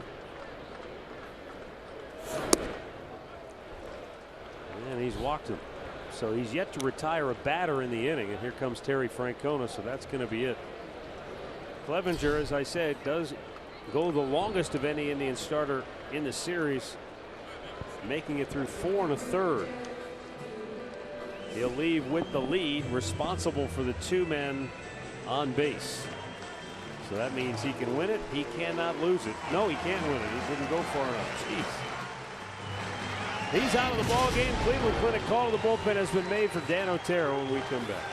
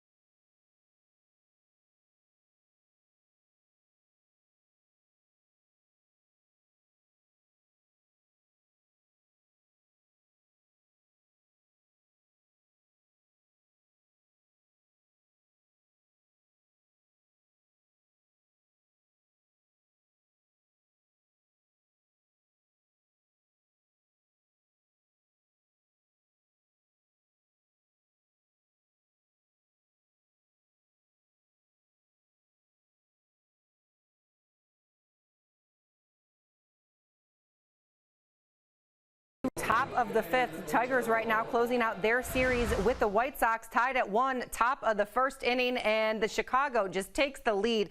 They had a 2-1 lead here. Avastael Garcia homers to center, his 9th of the season, 3rd of the series. That sparked a big inning. 6-1 White Sox right now, guys. Bottom of the 2nd. Back to you. Well, thanks, Ashley. Finally, some good news. It's not her fault the Tigers have been hot. Kenny Vargas will bat for Minnesota here as Dan Otero comes out of the bullpen. 3rd straight day. He worked 2/3 of an inning last night. He worked an inning and 2/3 the night before. Well, this is the 15th pitcher the Indians have used in this series out of the bullpen, covering 18 2/3 innings. They've given up 25 hits, 13 runs. Well, Terry's not looking for length from Otero today. He's looking for a double play ball. Yeah, to get out right of this here. inning. I hear you loud and clear. And then he'll be back in that bullpen to try to piece it together. Well, that's the thing. You think about it, they ran into an out this inning, so they're fortunate to have the 1 out. Yes. Strike 3 call. So Dan Otero gets a punch out, 2 away. At bat for the Twins. Well, he comes inside, and it's going to be right there. Good pitch.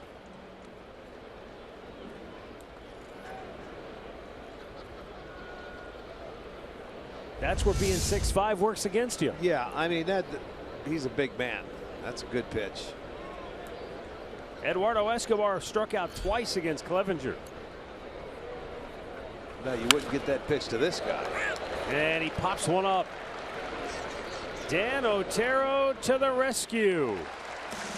Twins get a run. They leave 2 stranded. Middle of the 5th, 4-2 Cleveland.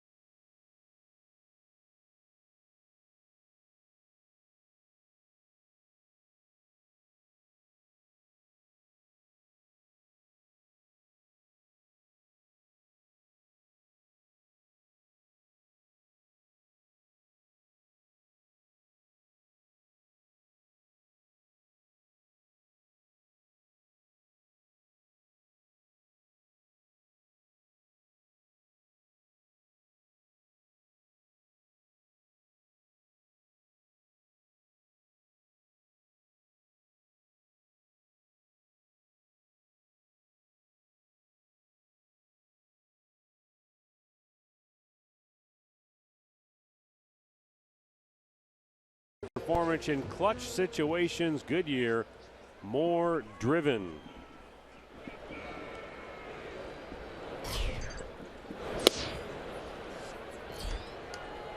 The Wing Foot 1 hovering above today, piloted by Jerry Hissam.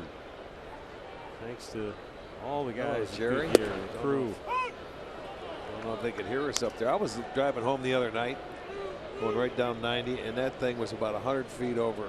90 Really? coming over Burke as they were tethering. I'm sure they were heading home after the ball game. It was pretty cool. I said, what is that? They were taking off. No lights on.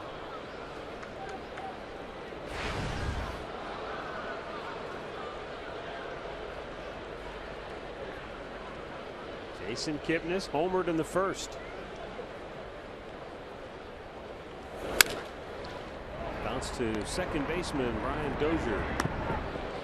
One away. You know, when I was a kid, if the Goodyear blimp was there, you knew it was a big event. Yeah. You know, they didn't just roll out for a regular old ball game. It had to be a, you know, Super Bowl, World Series. Yeah, right. Big event. You knew the Goodyear blimp was going to be there. They still follow their standards. It's a big event. It's been a big homestand. They had some very good weather to shoot from too. Oh, you're not kidding. Lindor with a liner to left and a running snow cone catch by Robbie Grossman. 2 down. That looked like it was right at the end of his glove. T-Mobile, greater coverage of baseball. Your guy, Albert Pujols. 12th career walk-off home run, tied second all-time with Frank Robinson and Mickey Mantle, both in the Hall of Fame. Wow, and our other buddy, the all-time leader with 13. Soon to be in the Hall of Fame. Albert's having a nice year this year. I got to figure old Pujols is a stone-cold lock for the Hall of Fame. No question. I say that the only hesitation is that he played in the era where people are going to wonder, are those numbers all legit? But he's fine. He's legit. That guy's had a hard to believe he ever left St. Louis. You know, that was the one thing I figured, man, he'd go down as a Cardinal. There's still a lot of times I I still have to like, oh wait, he's not with the Cardinals. You know, even unbelievable. still. You know, with the tradition that franchise has, hard to believe he ever left. I don't care what kind of money you're talking about.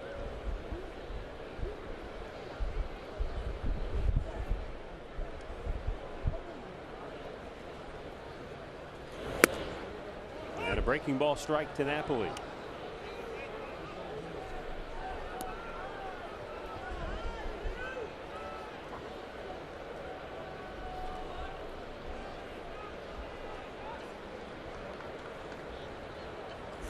Up and away, 2-2. It was Napoli's at bat back in the third inning that prolonged the inning to allow Santana to hit the 3-run home run after he was down 0-2. It was about a 9 or 10 pitch at bat. He ended up walking.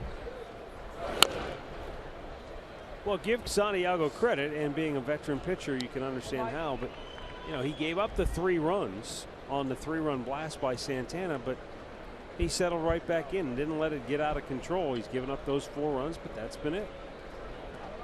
2 long balls. They've accounted for all 4 for Cleveland.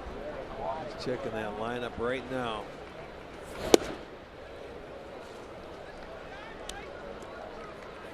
There are some times where I swear you can tell Napoli's not swinging. It's almost like he can just, maybe he can just guess what the pitcher's going to throw, and he's just, I'm not swinging at this. He's not going to throw me a strike. But he threw him one there, and a good fastball to get him.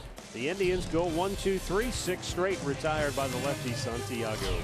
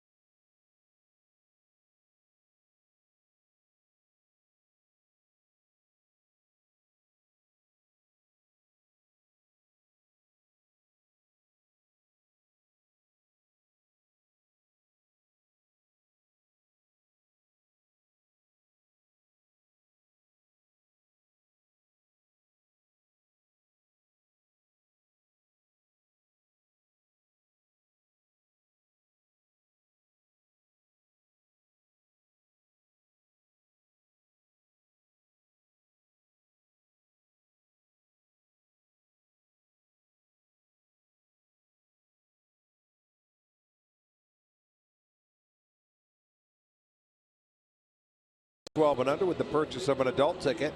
Located in the family deck out here at Progressive Field by the Kids Clubhouse. Go to Indians.com to get them.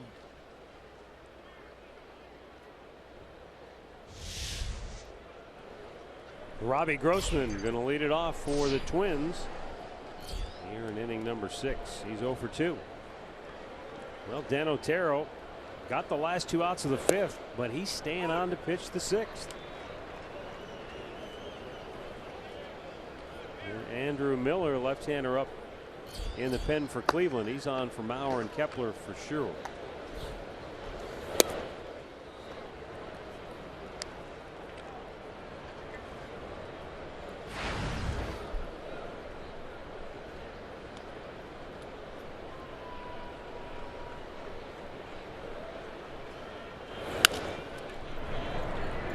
Ramirez stays with it, cut of the grass, throws him out, 1 away.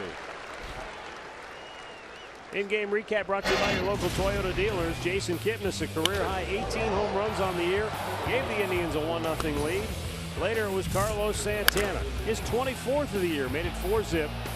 Brian Dozier, with a solo shot of his own in the 5th, got Minnesota to within 2 at 4-2. That was after a 2-out RBI single by Kurt Suzuki in the 4th inning.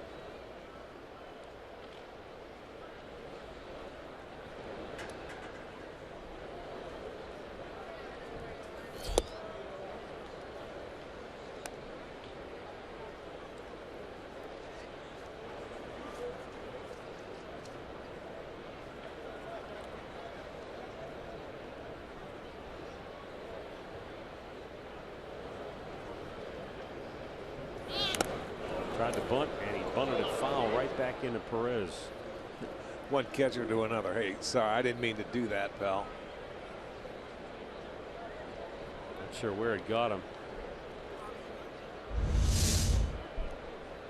Well, it goes straight down, so how about the toe? Ouch.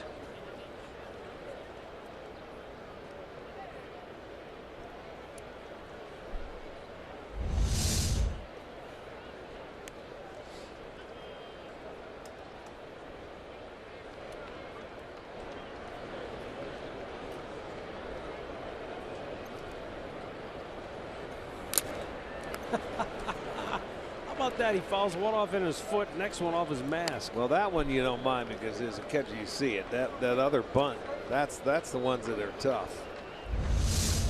But neither of them. Wow.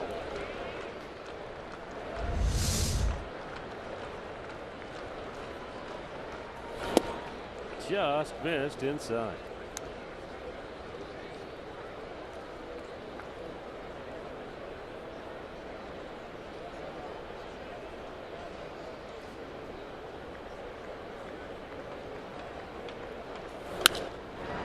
To third again. Ramirez spins, longer throw this time, still right on the money, 2 down.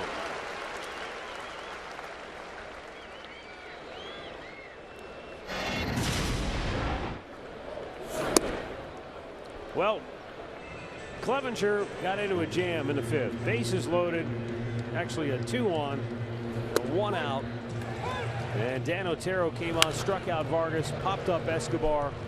Got out of the inning without any further damage done. He comes on and retires 4 straight. So he goes an inning and a third scoreless. Well done.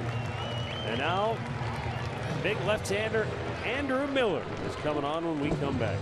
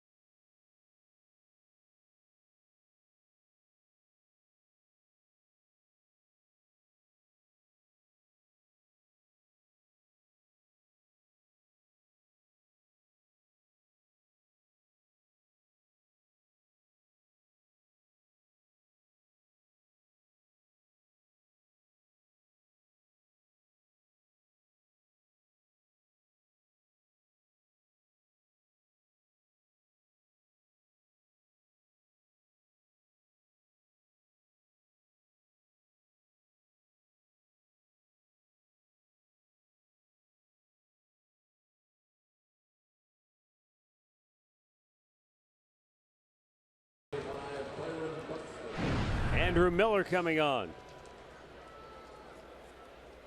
He's got Byron Buxton, who is 0 for 2 on the afternoon. Miller came over from the Yankees in a big trade. And his first pitch is down low, ball 1.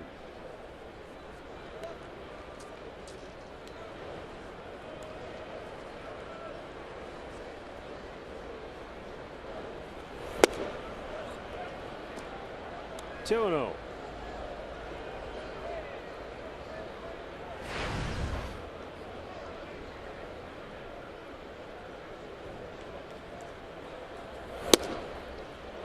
Handles the outside corner. Miller has a strikeout to walk ratio of 11 to 1. Yeah.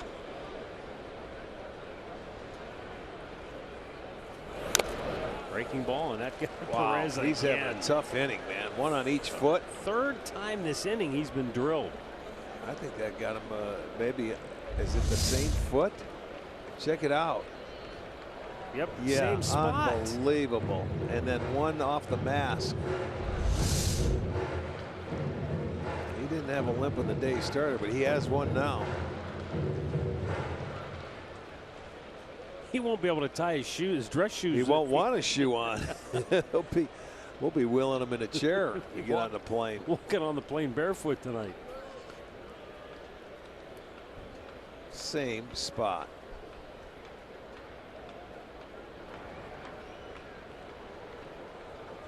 That's like a hitter who's been hit by a pitch, like on the arm or something. You go up there and it's like, please don't hit me there again. And he does. Got him looking at a breaking ball. Well done by Andrew Miller. The Twins go 1-2-3. The Indians maintain a 4-2 lead. Middle of the 6th.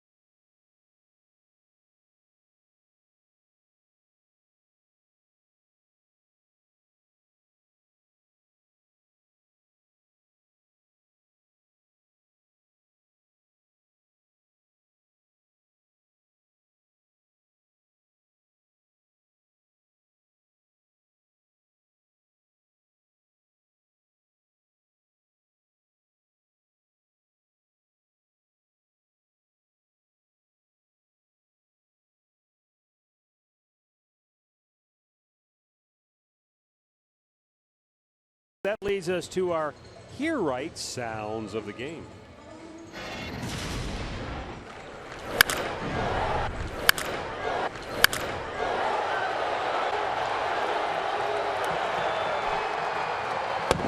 You know what? It kind of reminds me of when you're in golf. Sounded good.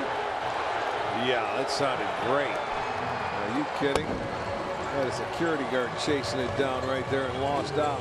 He had a better angle, the guy in the green shirt. But that's a three-pointer right there.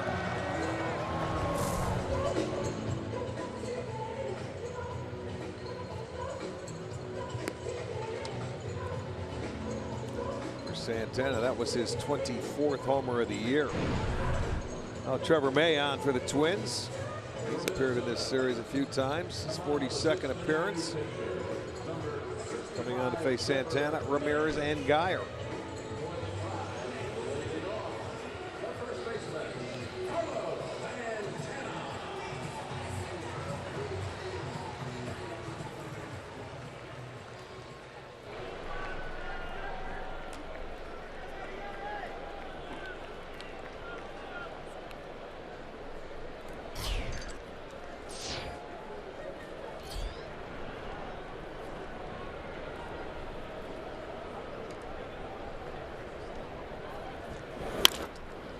Ground ball foul, first base side by Santana. Carlos with that monstrous 3-run homer in the 3rd.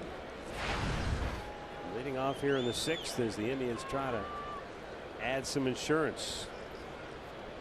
Well, we're happy to be joined now by, look who snuck in. Nice to be here, guys. Thanks for having me. Chris Antonetti, and obviously with the trading deadline having come and gone, not that you pack up shop and go to the beach for the rest of the summer, because there are still deals that can be done here in the month of August. A little trickier, though, with players having to clear waivers. But first of all, just kind of give us your thoughts on how things went up and to and through the actual trade deadline itself. Well, it was a really active deadline period for us, not only the last couple days, but the last few weeks. And we went into the deadline with the goal of trying to make a meaningful impact on our team and support what the guys have done to date in the season, which has put us in a really good spot to compete for a postseason berth. And so we tried to do that and find different ways to make a meaningful impact. And with the acquisitions we made of Andrew Miller, Brandon Guyer, we think we were able to do that. A little frustrating, though. We woke up and we thought we had the Lucroy deal done, and it didn't come out. And I mean, that has to be a little frustrating for you after all the work and hard time that you put into something like that.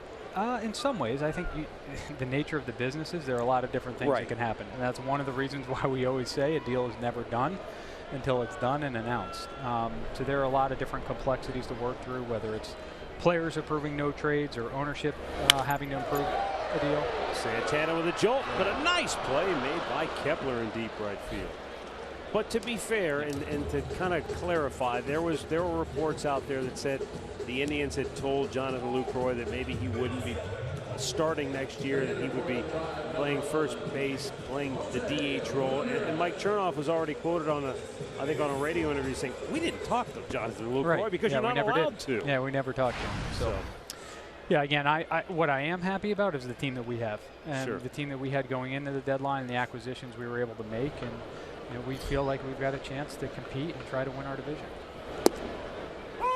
Jose Ramirez taking a called strike now. Are there areas that you're still concerned about? I know I can't ask you about specifics and players and that kind of thing because there are still potentially moves to be made, but.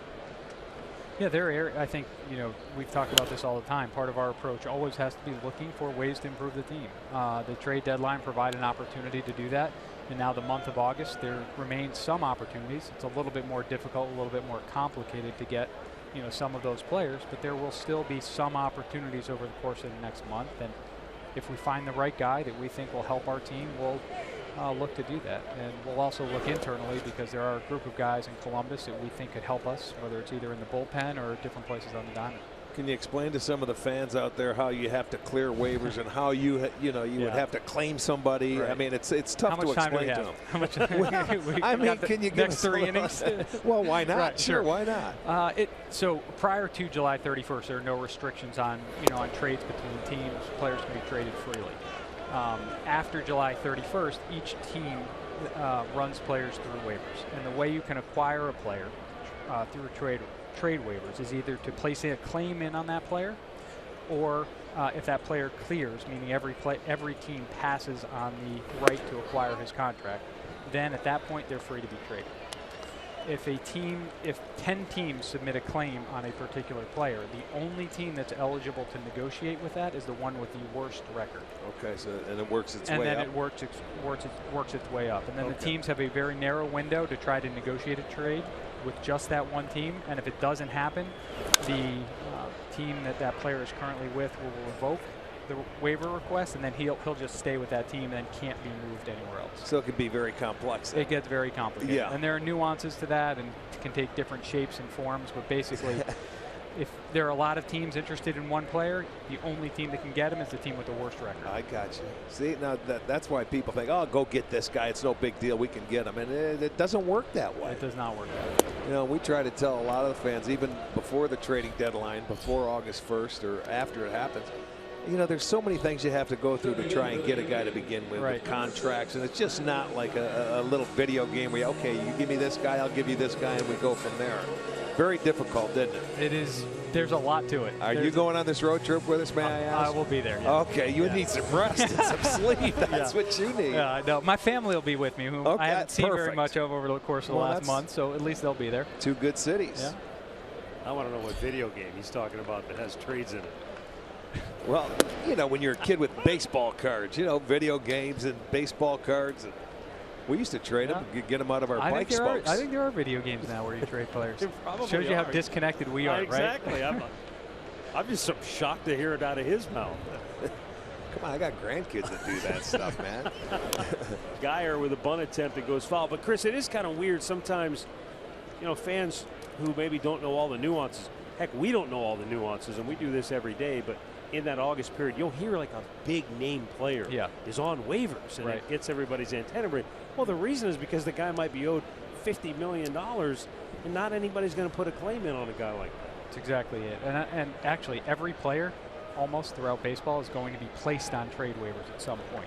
If they're claimed, most teams will just pull that player back, and then he ends up not getting traded. The players that get through waivers are the ones that either have really big contracts or teams that aren't that desirable to teams for one reason or another.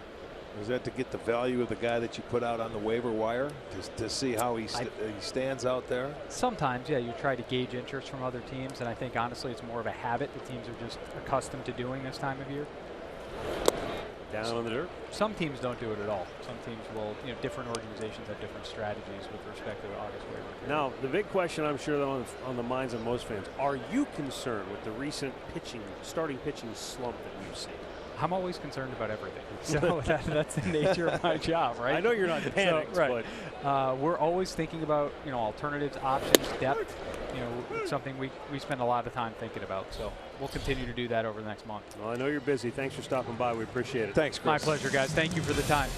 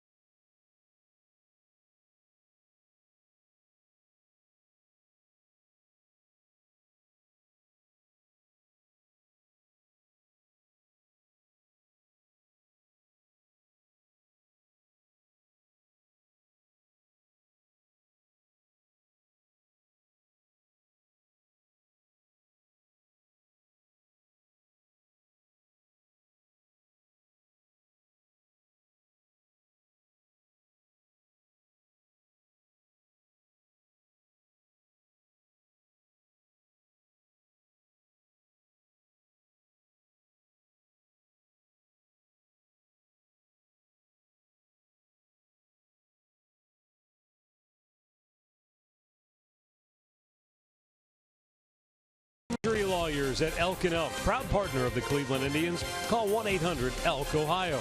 By Ford, built Ford tough. And by Firelands Regional Medical Center.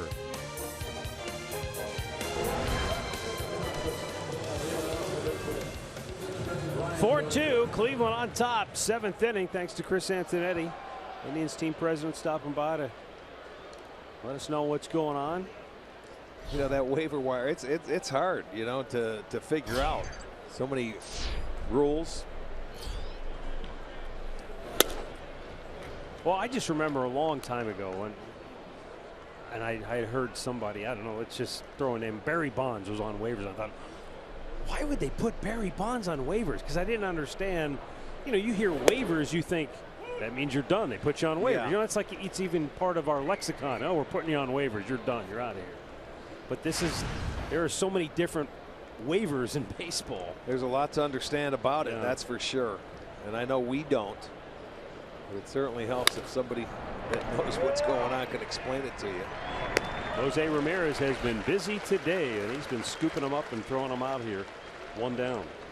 Andrew Miller has retired two in a row. Now he's got back-to-back left-handed hitters, Mauer and Kepler. So for Joe Mauer, the 12 hits, most in a 4-game series against the Tribe since the Iron Horse Lou Gehrig. That's incredible, huh? He's had 2 4-hit games. He's some kind of series. Swung on and missed. Good breaking ball. Now Monday, Miller, that breaking ball, it spun and it hung inside, and Mauer turned it around. Yeah, well, this is going to be the good thing of it. You make an adjustment. You rarely see Mauer swing at a first pitch, but you did this time against the lefty, knowing he's going to make a change here in this at bat. Dots the outside corner with a fastball. And when you throw a pitch there, that's tough to get to. And I would think, Rick, because of Andrew's size and his arm angle, just a little tougher to pick up for a left-handed hitter. Yes, indeed. And it gets on you in a hurry, too. Quicker than most left-handers.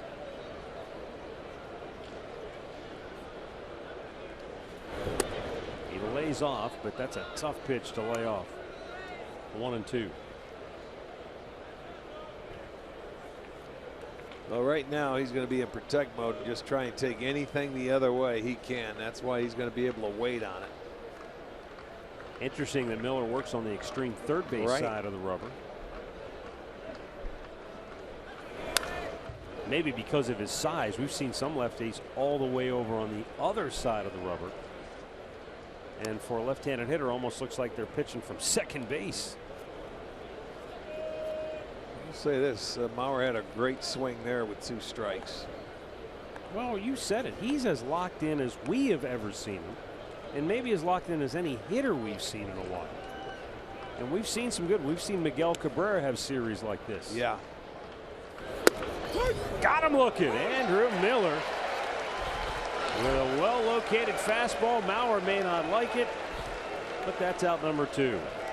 Well, he'll take a walk and look at the video board and hope to see it again. But there's that fastball away. He gets the call. Hard to tell.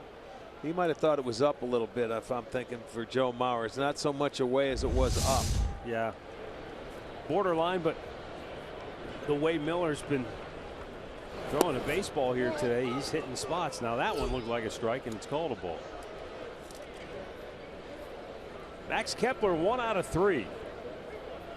Base hit his last time up, and that caused the Twins a little problem because, you know, when you're trailing in the game, you just can't afford to make mistakes on the base paths. And Kepler saw Almonte bobble the ball, sort of misplay it, and he just went full bore to second base, not realizing Mauer had loafed into second and just stopped there, and he ran himself right into and out. Well, Mauer ended up being the one tagged out. But well, you know, it's the hustle of Kepler that got Mauer in trouble. Yeah. You know what I mean? You know what I'm saying? You don't blame anybody. You have to blame the guy for not looking in front of you. He overran the play is what he did do, but he was trying to hustle his way to go into second because he would have been the tying run. He's thinking in his mind, well, Mauer's going to third for sure. Exactly. He didn't look up to make sure. Yep, and that was his fault. Got him. Miller with a terrific breaking ball strikes out Max Kepler, and the Twins go 1-2-3, and the Indians bullpen has retired 8 straight.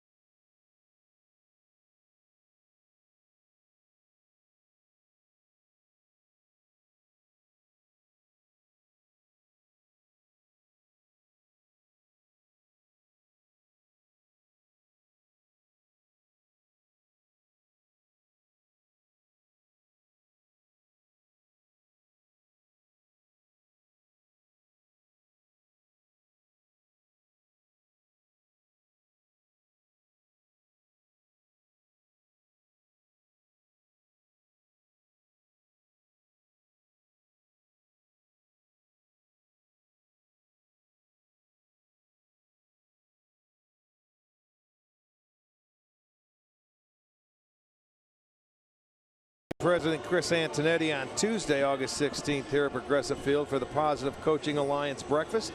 Fans will get behind the scenes perspective about the player development program. Tickets are available by visiting positivecoach.org/chapters/Cleveland. Again, August 16th on a Tuesday. Bottom of the 7th inning. And Michael Tonkin will be the third Twins pitcher to work here this afternoon. He takes over for Trevor May, who worked the scoreless 6th inning.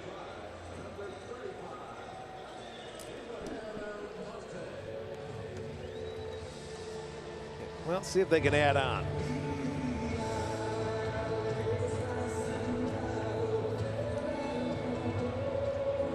Abraham Almonte 1 for 2. He singled in the second. He popped up in the 4th inning.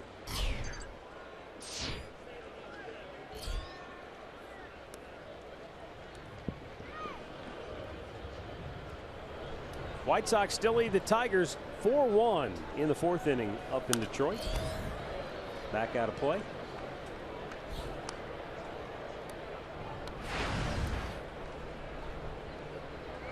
Four runs, 5 hits for the Indians, 2 runs, 7 hits for the Twins. Minnesota's left 7. The Indians have stranded just 3.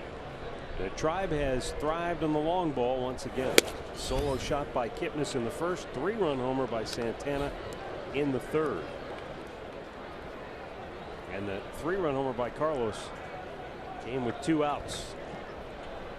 Yeah, that whole inning started with 2 outs. That's the great thing about it. Almonte, late swing at a breaking ball there. It's 1-2. Yeah, that's a swing there where you're fooled on the pitch and ended up trying to foul it off. That was almost like a 2-strike swing. That's what I was thinking. Why swing there if you feel like you're fooled already? That is correct. Why?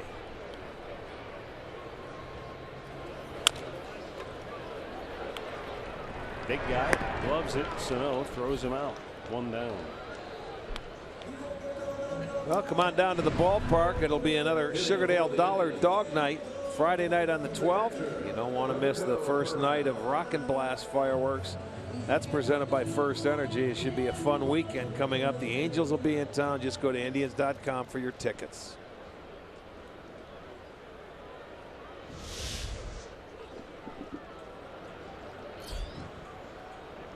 Roberto Perez 0 for 2.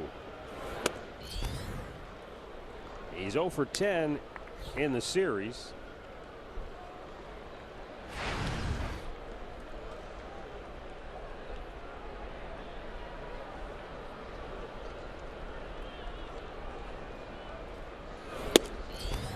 And the pitch low. 2-0.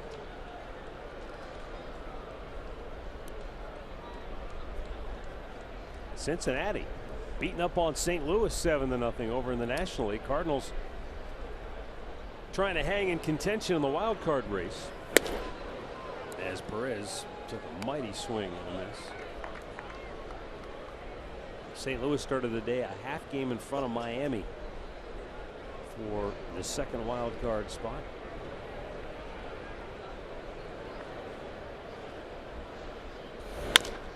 Right at the shortstop. Easy play for Escobar. And there are 2 down. And we go to the top of the order with Rajai Davis, who is 0 for 3 here this afternoon. He's flied out twice, struck out once. Kansas City shutting out Tampa Bay 2-0 there in the 8th. Phillies Giants tied 1-1. They're in the 5th inning, and that's at Philadelphia. San Francisco currently leads LA by 2 games in the NL West. Strike to the outside corner. Most everything else is tonight.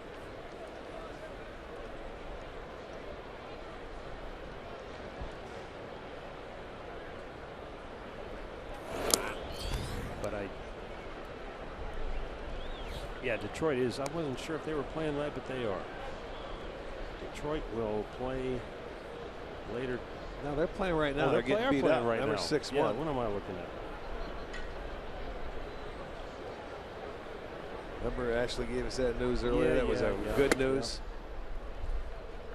You got her. It was the only good news she gave us this weekend. You're saying? Yeah. It's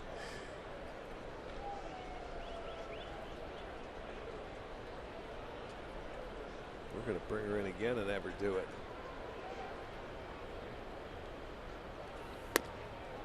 Rajai takes it up high, 3-1.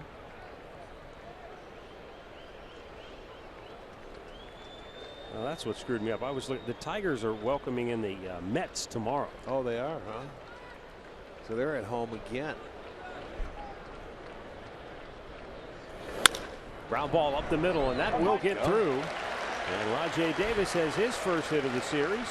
2-out single keeps the inning going here in the 7th. I'm guessing we might see a little action here with 2 outs in the bottom half of the 7th. With Davis on at first base, Kipnis the hitter. We'll see if he gives him a pitch to, if he can get a jump. Snaps an 0 for 10 for Rajai as Brian Shaw will be coming on to pitch the 8th. Kipnis homered in the first. He has grounded out twice since then.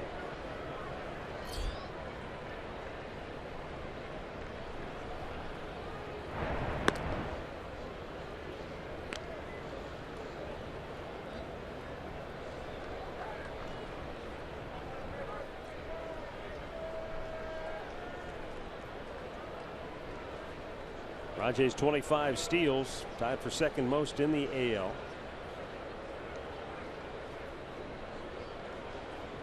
And that's what happens when you're a good base stealer. Pitchers, it takes them out of their rhythm. They have to hold the ball. They have to throw to first base. It sort of distracts them, their concentration away from the hitter.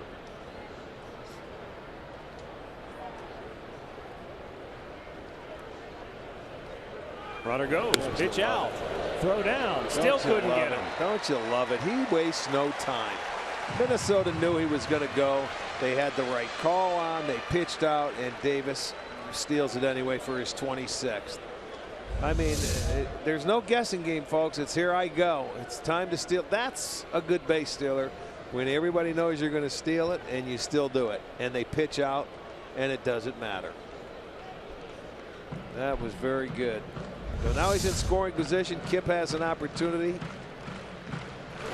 to add on. Well, Arch, it's going to be a 2-horse race for in stolen bases in the AL between Rajai Davis and Jose Altuve, because Eduardo Nunez, who's leading over the league, is in the National League now. Yeah, he's over in San Francisco, right? He's going for third, and he's got it stolen without a play. See, he hasn't been out there in a while and been able to steal, and those legs want to go. He's feeling good because he's had a few days off. But again, he just had it timed perfectly with no throw. There's nothing you can do. And if you're Minnesota with 2 outs, that's not a play you're really worried about. No, you don't. You're concerned about your hitter. Get out of the inning. More so because your infielders are not really keeping them close at second. They're saying go ahead.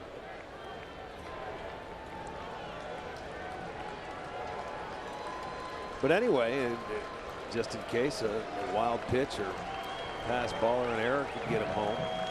Kipnis looking for a base hit.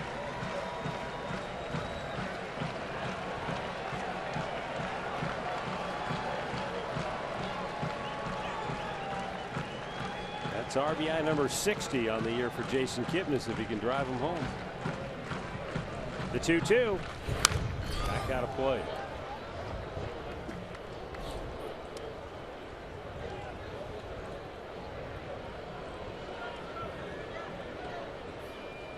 Tremendous campaign by Jason Kipnis this year.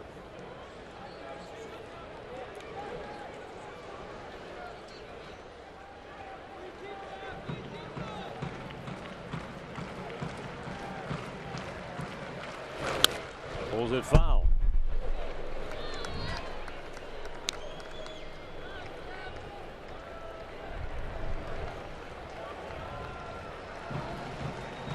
It's a hot one today here at Progressive Field. Temperature not low 90s, but the humidity is stifling.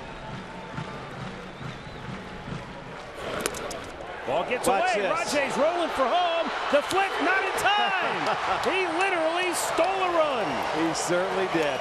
I'll tell you what, that's impressive right there. That's where you steal third base. It certainly helps you. Right there, and that ball did not get off the dirt. And his hustle gave the Indians an insurance run. Fun to see. Just trickled onto the grass, and here comes the flip, but no, not for Davis. He's way too fast for that. No, that's great. Great read, never hesitated. You know, and don't forget about that play earlier in the game with the bases loaded. He threw behind to get Mauer. That was another nice play. Yeah, that's exciting right there. Speed brings another element to the ball game. That's bang. Bang.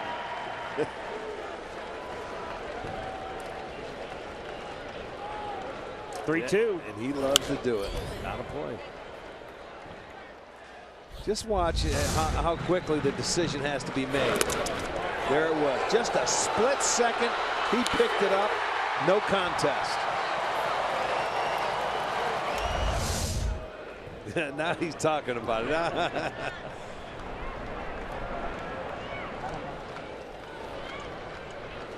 It's a big run there because now if they get a guy on, the tying run is not at the plate. You got to get a couple of guys on. Kip, in the meantime, Kip's had a heck of an at bat here. 10 pitch at bat already.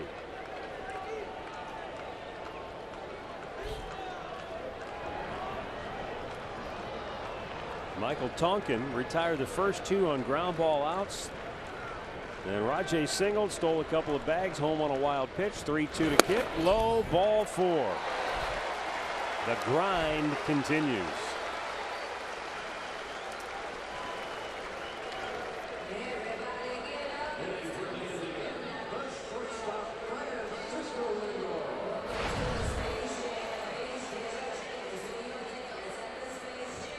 Well, Arch, Kansas City is starting to understand how everybody else in baseball feels when you lose your closer Wade Davis and Luke Hochevar goes down.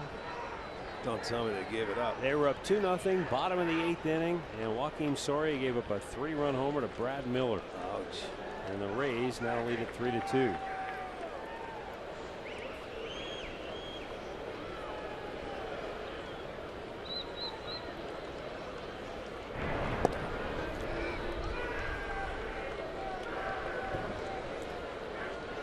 I don't care who you are.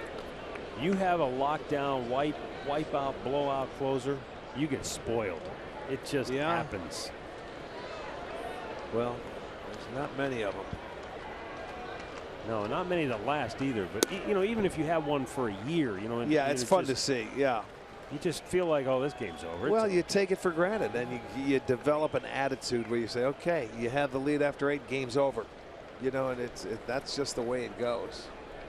And last year, the way they were going, it was over after 6 if they had the lead. Lindor, liftoff, deep, and goodbye. Francisco Lindor, his 13th home run of the year. A towering 2-run shot, a 3-run 7th for the Indians, and they now lead it 7-2.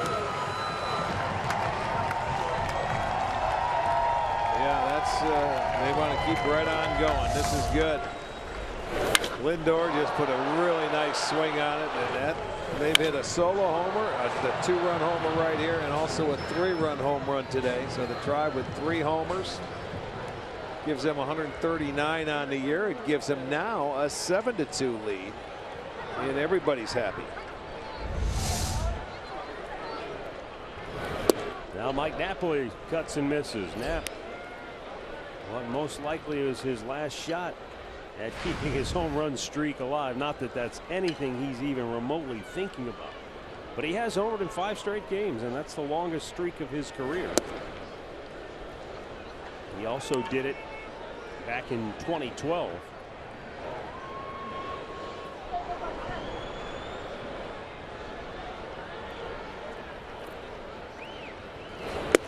Pronk homered in 6 straight in 05. Jim Thome did it in 7 in a row back in 02. That's some kind of. That's a nice week. There's a fly ball. Shallow center. Dozier can't get it. It's a base hit. He'll take the hit. So the home run streak may come to an end, but for Mike Napoli, the hitting streak continues, and that'll be 6 in a row with at least a hit for Nap. Yeah, you take the knock. He gets that fastball. It was up a little bit, but he muscled it into center field, shallow center. Paul Molitor going to go out and make the move. Tonkin can't get out of the inning after again getting the first 2 out. So 23 runs in the series for the Indians. 19 of them have come with 2 outs. We've got a timeout for a pitching change. Indians rolling today, up 7-2.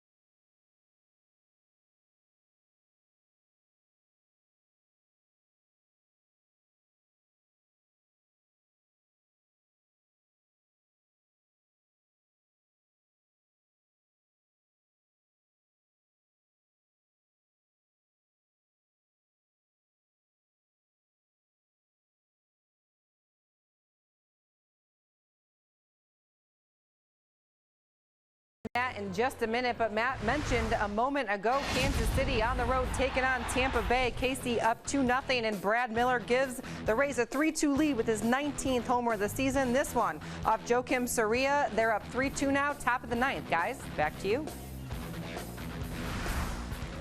All right, thanks a lot, Ashley. New pitcher is Tommy Milone, left-hander on for Minnesota.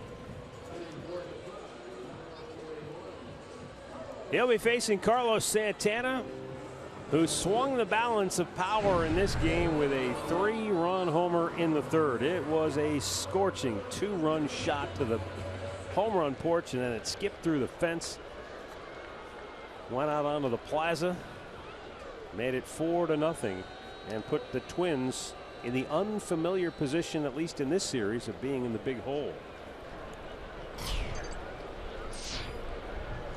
Tommy Milone delivers a strike.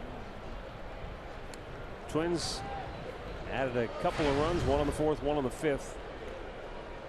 But now with a 3-run 7th, the Indians have taken command of the ballgame.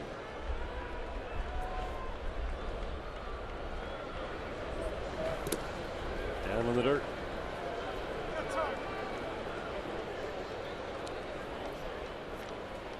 Well, we've seen Milone before as a starter. You know, a control guy, moves it in and out, works the edges, changes speeds, keep the hitters off balance. 3 guys on the left side for Santana. Slowly chopped in the hole. It's the shortstop Escobar who makes the play on Santana, and that will end the inning. But Rajay Davis creates a run with his speed, and Lindor lunches one to the cheap seats.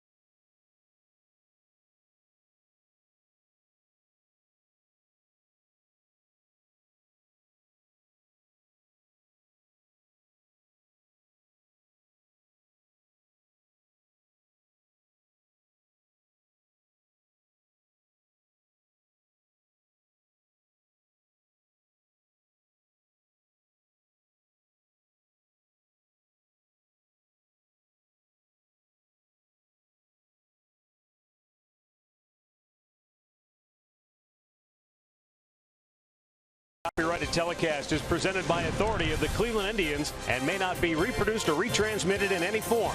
And the accounts and descriptions of this game may not be disseminated without the express written consent of the Cleveland Indians.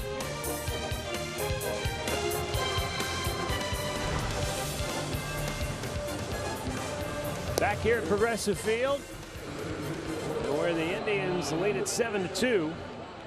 And a new pitcher for the Tribe is right-hander Bryan Shaw, working with a 5-run lead now as he'll face Miguel Sano, Kenny Vargas, and Eduardo Escobar.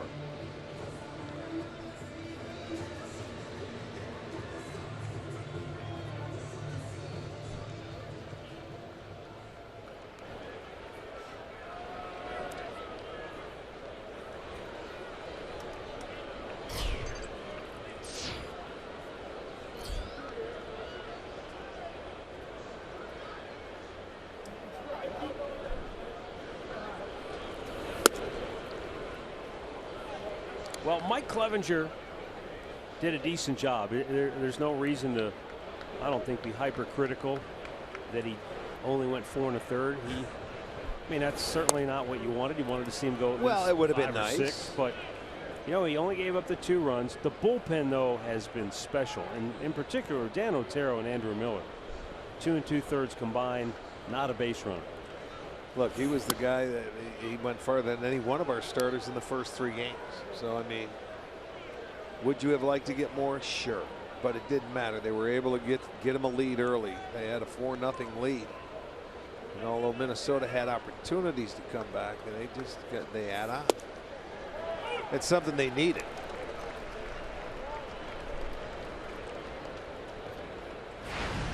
Otero was really good. Miller, really impressive. 6 outs to go. You got to continue. And a strike call, full count.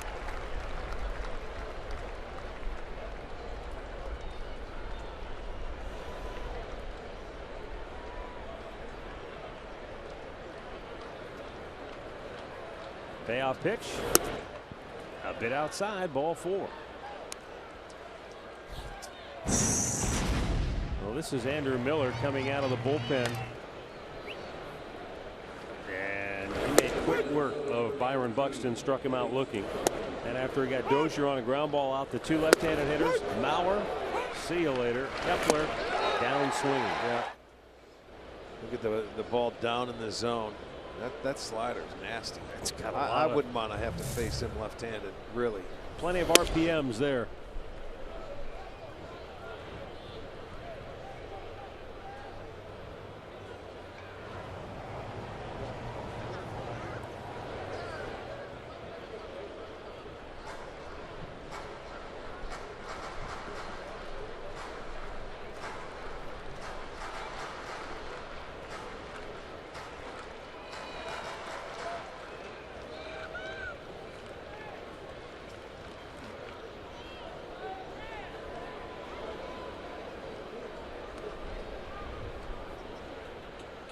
There's a 1-0 pitch to Vargas, and that's outside.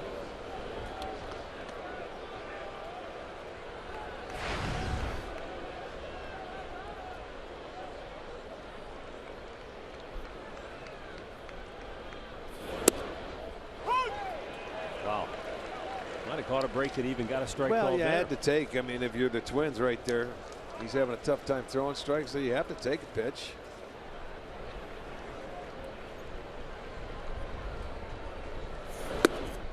Just kind of waved at that 94-mile-an-hour fastball, and it's 2-2. That was not an aggressive, I'm going to get after it pitch or swing by Vargas. And it's a little low, full count. He thought it was ball 4. He took that walk out of there and said, uh-oh, it's 2-2.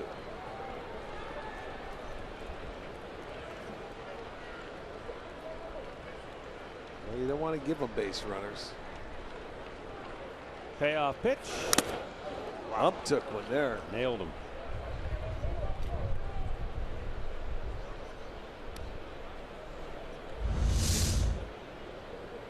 Well, that goes straight back into Jim Reynolds. That was sort of the shoulder and side of the mask.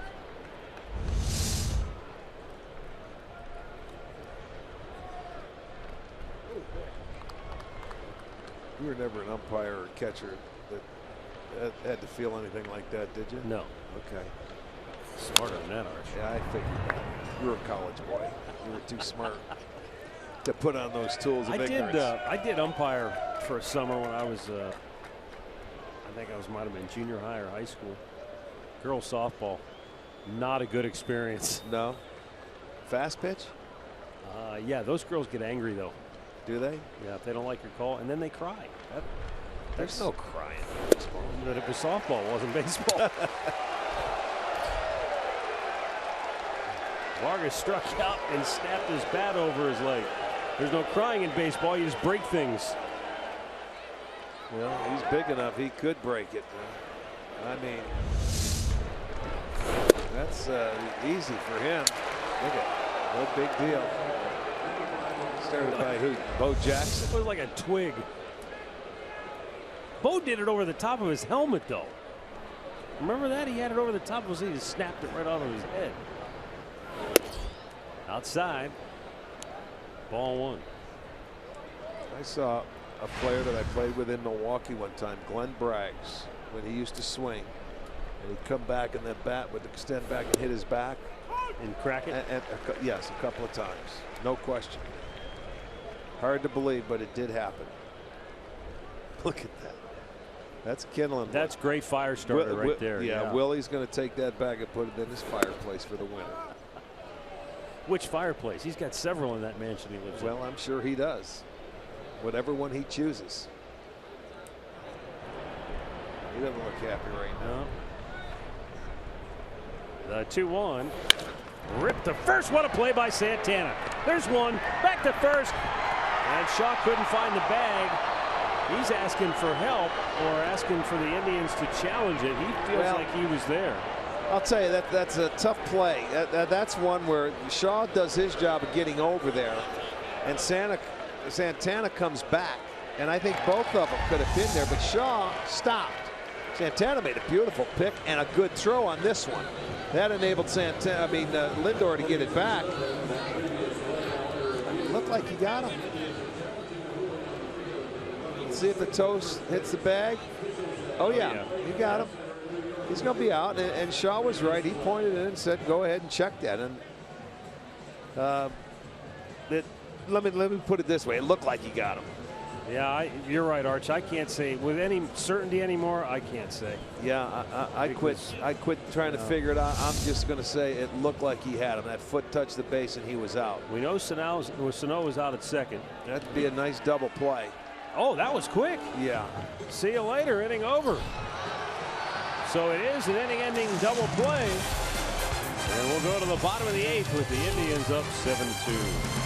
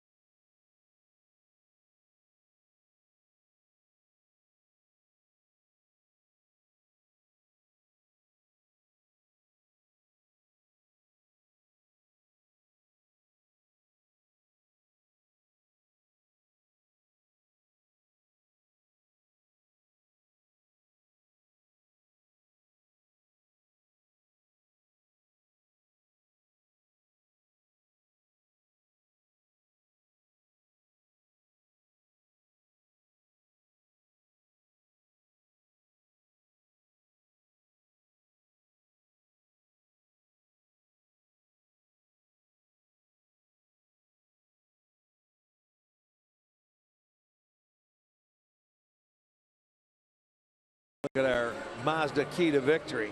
Well pitched game period. Well, overall it has been. Clevenger went 4 1/3, gave up a couple of runs. The bullpen has retired 10 of 11 batters, and they have had to work all series long. So they have done a good job, and still a 5-run lead and 3 outs to go as Malone still on for the Twins, coming back out for the bottom of the 8th. Ramirez, Geyer, Almonte, the hitters. The Indians 7 runs on 8 hits today, 3 home runs. Yeah, Minnesota finally, at least to this point, they tired themselves out of the first 3 games. Well, I was going to say that they finally found a way to get Jose Ramirez out. He's been effective for the Indians offensively, 5 out of 13 coming into today. But they have held him 0 for 3 in the afternoon finale.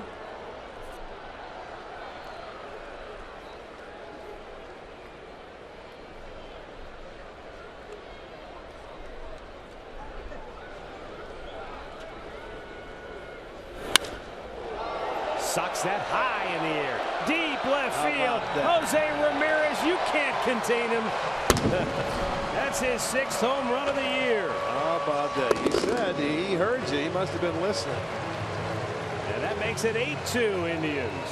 Indians with their 4th homer. Ramirez's 6th. Nice. Just been so impressed with his play all year long. Watch him go out and get this pitch. That ball coming into him, down and in, and he loves that pitch down. He stayed on it, stayed through it, and gave it a ride. So he's got a 9-game hitting streak. Napoli's hit in 6 in a row. Almonte's hit in 6 straight. Well, we said earlier, the first 3 games, it wasn't a problem of the offense in this series. It's the pitching that is Minnesota beat up on. They were coming from behind, you know, all 3 games in the first 3. Now they were able to get the lead, and then they've been able to add on, and they've done that very well. Brandon Geyer shoots one up the alley in right center field, and he's got a knock. Extra bases, in fact, as he is 2 for 4 on the afternoon. It's a nice swing there. Finds a double into right center field. The Indians, I know they want to keep them out in the field all day long. You got to figure if a guy's had the kind of success that he's had in his career against left-handed pitching, it can't all be just pull power. He's got to be able to use the whole field. Well, that was a short swing, and that was a changeup away. So that's what you like to see on a pitch like that. You know, the first few swings, when you look at him, it looks like he likes to stay on that back leg and try and pull everything. But there's a nice short swing right there on a ball down and away that he takes to right center. And that brings up Abraham Almonte. 1 for 3 this afternoon, takes up and away, ball 1.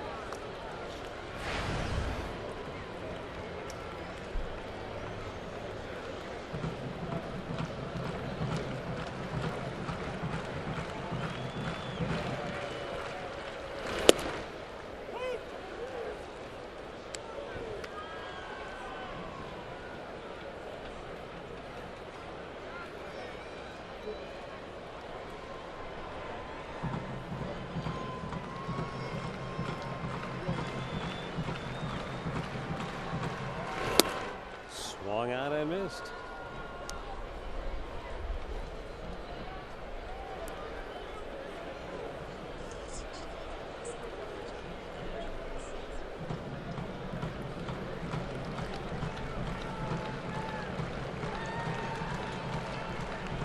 Now the 1-2 offering. Get outside.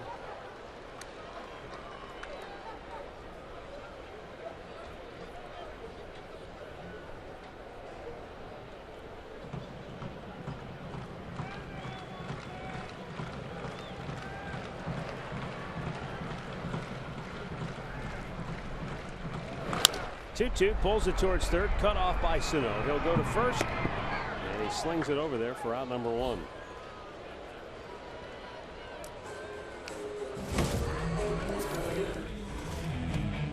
As promised earlier, it's Miller time, brought to you by Miller Lite. 20 years ago today, Kenny Lofton made a spectacular catch, one of the best you'll ever see, and we've seen it plenty. Yes, indeed. I love to see it still. B.J. Surhoff. Back then, the Orioles, what a play. You talk about perfect timing and athleticism and concentration all in one.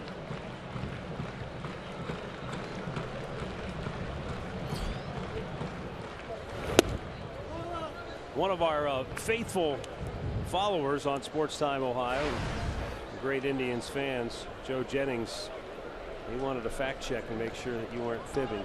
About Glenn Bragg. Oh yeah, did he go in there and check? He dug it up and he found a clip on YouTube of Glenn Bragg. I forgot he played for Cincinnati in the 1990 World Series. Yeah. Facing Dave Stewart. He swung and missed, and on the follow-through snapped the bat off on his back. Oh, Broadway JoJo doesn't trust me, huh? You think I'm making up stories? I'm so old, huh, pal? Now that there's video, a way to video track Thank you. Yeah. You know what? He's sitting out in L.A. Now you better believe me, JoJo. Yeah, our good friend. He follows us all the time. He doesn't miss a beat. He's having a fun year with watching us. Yeah. Indians will make one more trip to the West Coast, but it won't be to Southern California. No. We'll have to play Oakland. Well, he took it to one more level. Yeah, well, that's what the kids do now. They put in the search engine. Glenn Bragg, broken bat, boom, there it is. The first story I told, that's the truth. Thank God he looked that one up. Here's the 2-1 and a foul back.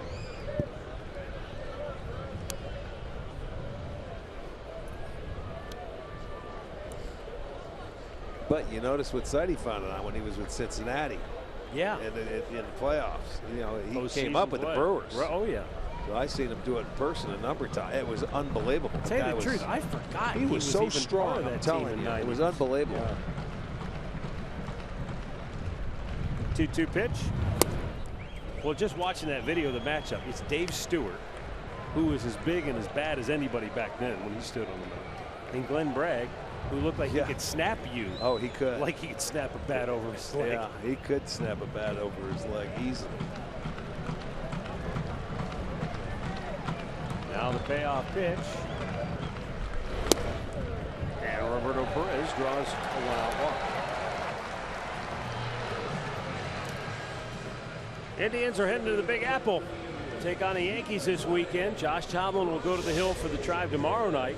Our coverage begins with Indians live at 6:30. Alan Jensen will get it rocking and rolling. First pitch at 7 right here on Sports Time Ohio. We're streaming live with Fox Sports Go. Michael Pineda going for the Bronx Bombers. Here's Rajai Davis. Singled, stole 2, scored on a wild pitch in the 7th.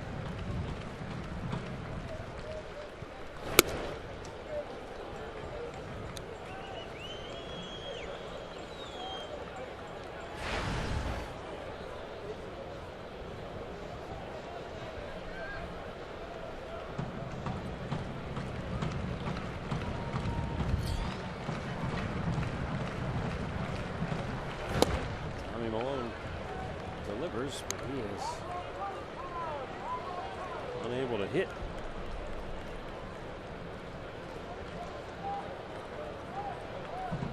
Twins are headed down to Florida to take on those Tampa Bay Rays over the weekend.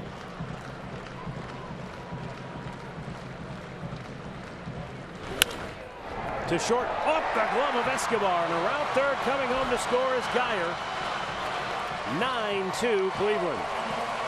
Rajai with his second straight hit in the ball game. And that'll be RBI number 36 on the year.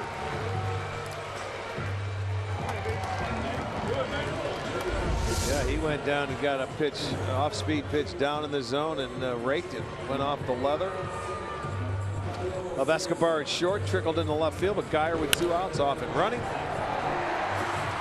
They put 2 more on the board in the inning, and they're not done yet. Still just 1 out. Neil Allen, pitching coach, out to talk. Rajai Davis last time up. Base hit up the middle. First pitch, boom, he gone. On the pitch out, mind you. He pitched out, and then he came back and stole third, and watch this. You talk about manufacturing a run.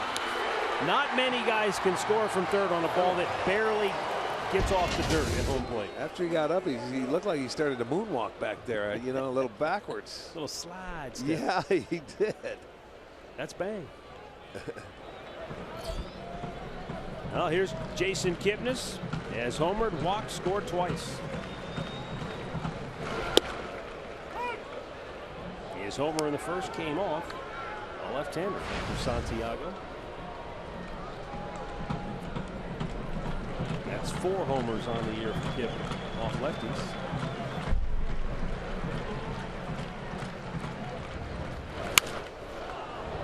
Popped him up. Escobar, the shortstop, in the foul ground. 2 down.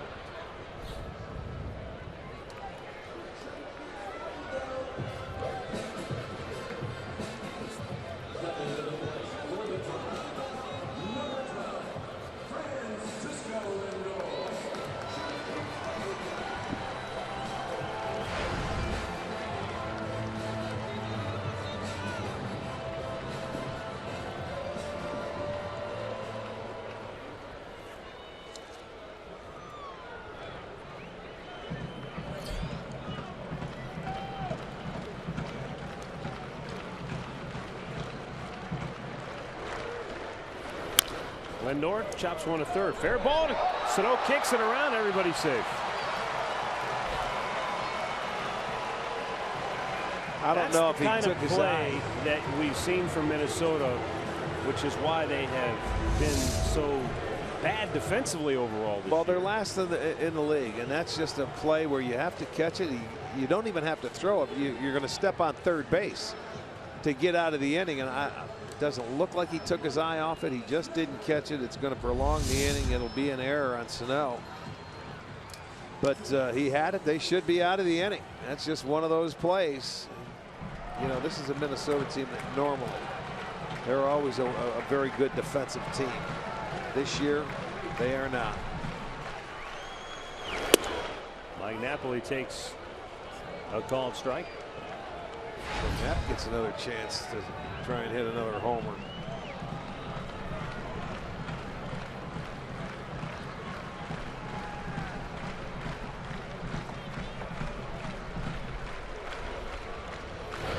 Missed inside. And it's 1-1. That first pitch was called a strike. Even though Knapp did not think it was and might have been a bit outside. Bases loaded, 2 down. Indians up 7. And a 1-1. I didn't think Mike was even going to get another opportunity to extend that home run streak.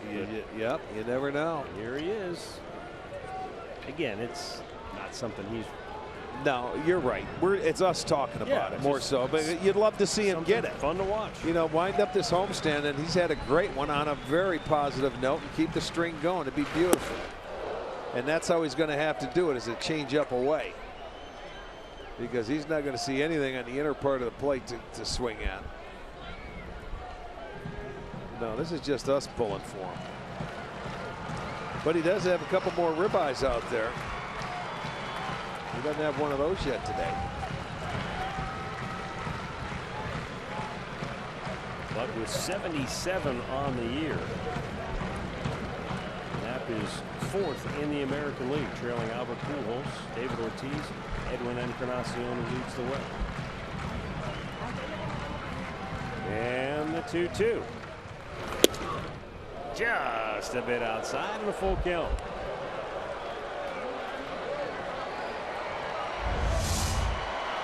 He didn't get the first call, Napoli, but he gets the benefit that time. Even though those 2 pitches appear to be in the exact same Well, spot. and throw another one out there, and I'll bet he calls it. Here it is. Struck him out. Indians leave him loaded, but they scored 2 more and lead it 9-2 as we go to the 9th.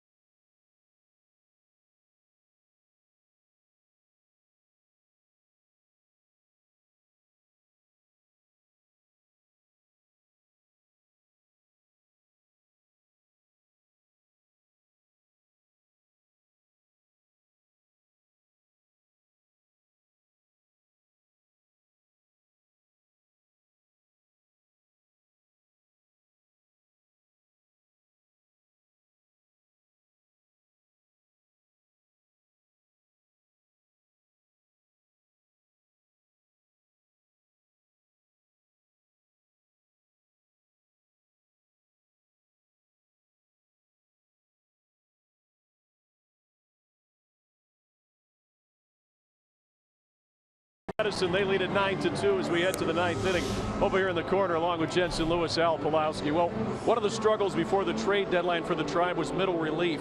When you can bring in Andrew Miller and couple him with Dan Otero, it really changes things. Well, and it helps too when you have a lead. You know, when these pitchers are able to pitch and attack the way that they have been today, give Rajai Davis a lot of credit. Yep. That's a big turning point, but again, who's in the middle? Dan Otero, and how about the wipeout stuff from Andrew Miller? It was pretty impressive. I like that he's up, on our 4 team. Down. I like it. Don't forget to join us for Indians Live, brought to you by Conrad's Tire Express and Total Car Care. Immediately following this one, Matt Underwood and Rick Manning have the call of the night. Let's head back upstairs. Take it away, fellas. Thanks, Al. Here in the 9th inning, it will be Ryan Merritt, who made his major league debut back at the end of May against the Rangers and did a terrific job, left-hander. Eric Gonzalez comes on at second base.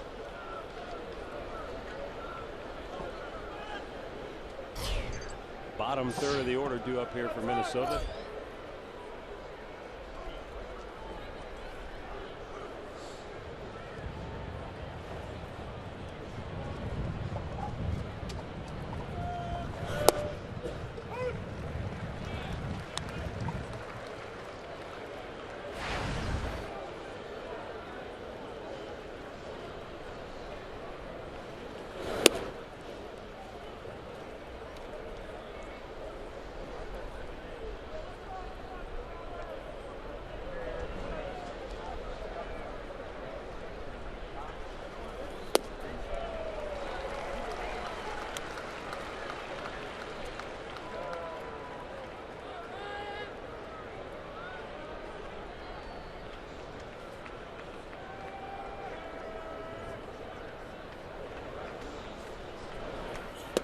Ryan Merritt was the Indians' 16th round pick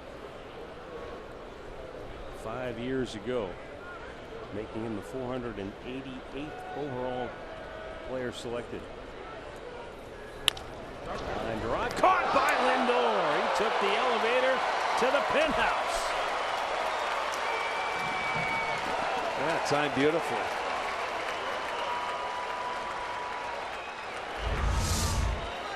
I mean, I thought base hit all the way. No siree. Lindor is in the way of it. Good timing.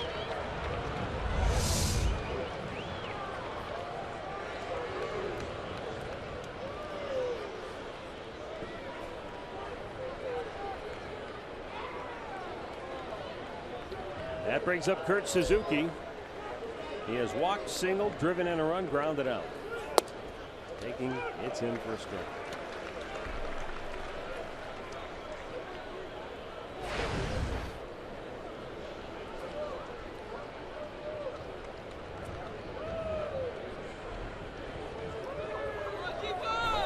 Curveball hit off the end of the bat. Nice play by Merritt. And the lefty flips it over. 2 down. Pat O'Brien playing the game. Kepler, line drive center field, bases loaded in this situation. Rajai with the catch. Runner was coming home from third, but he caught Mauer off at first to end the inning. Beautiful play. And then the Indians came in and scored 3 to make it 4-0. Yeah, really heads up play by Rajai.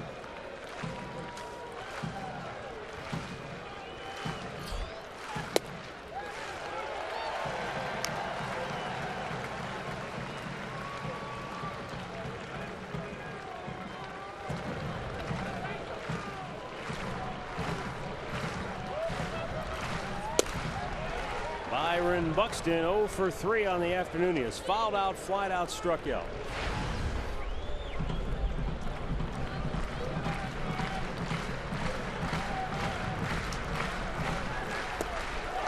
And a nice changeup by Merritt.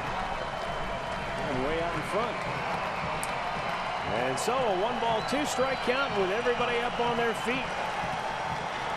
A little more than 19,000 coming out to see the Indians on the homestand finale. Pop them up, foul ground. Here comes Santana, but can't quite get to it.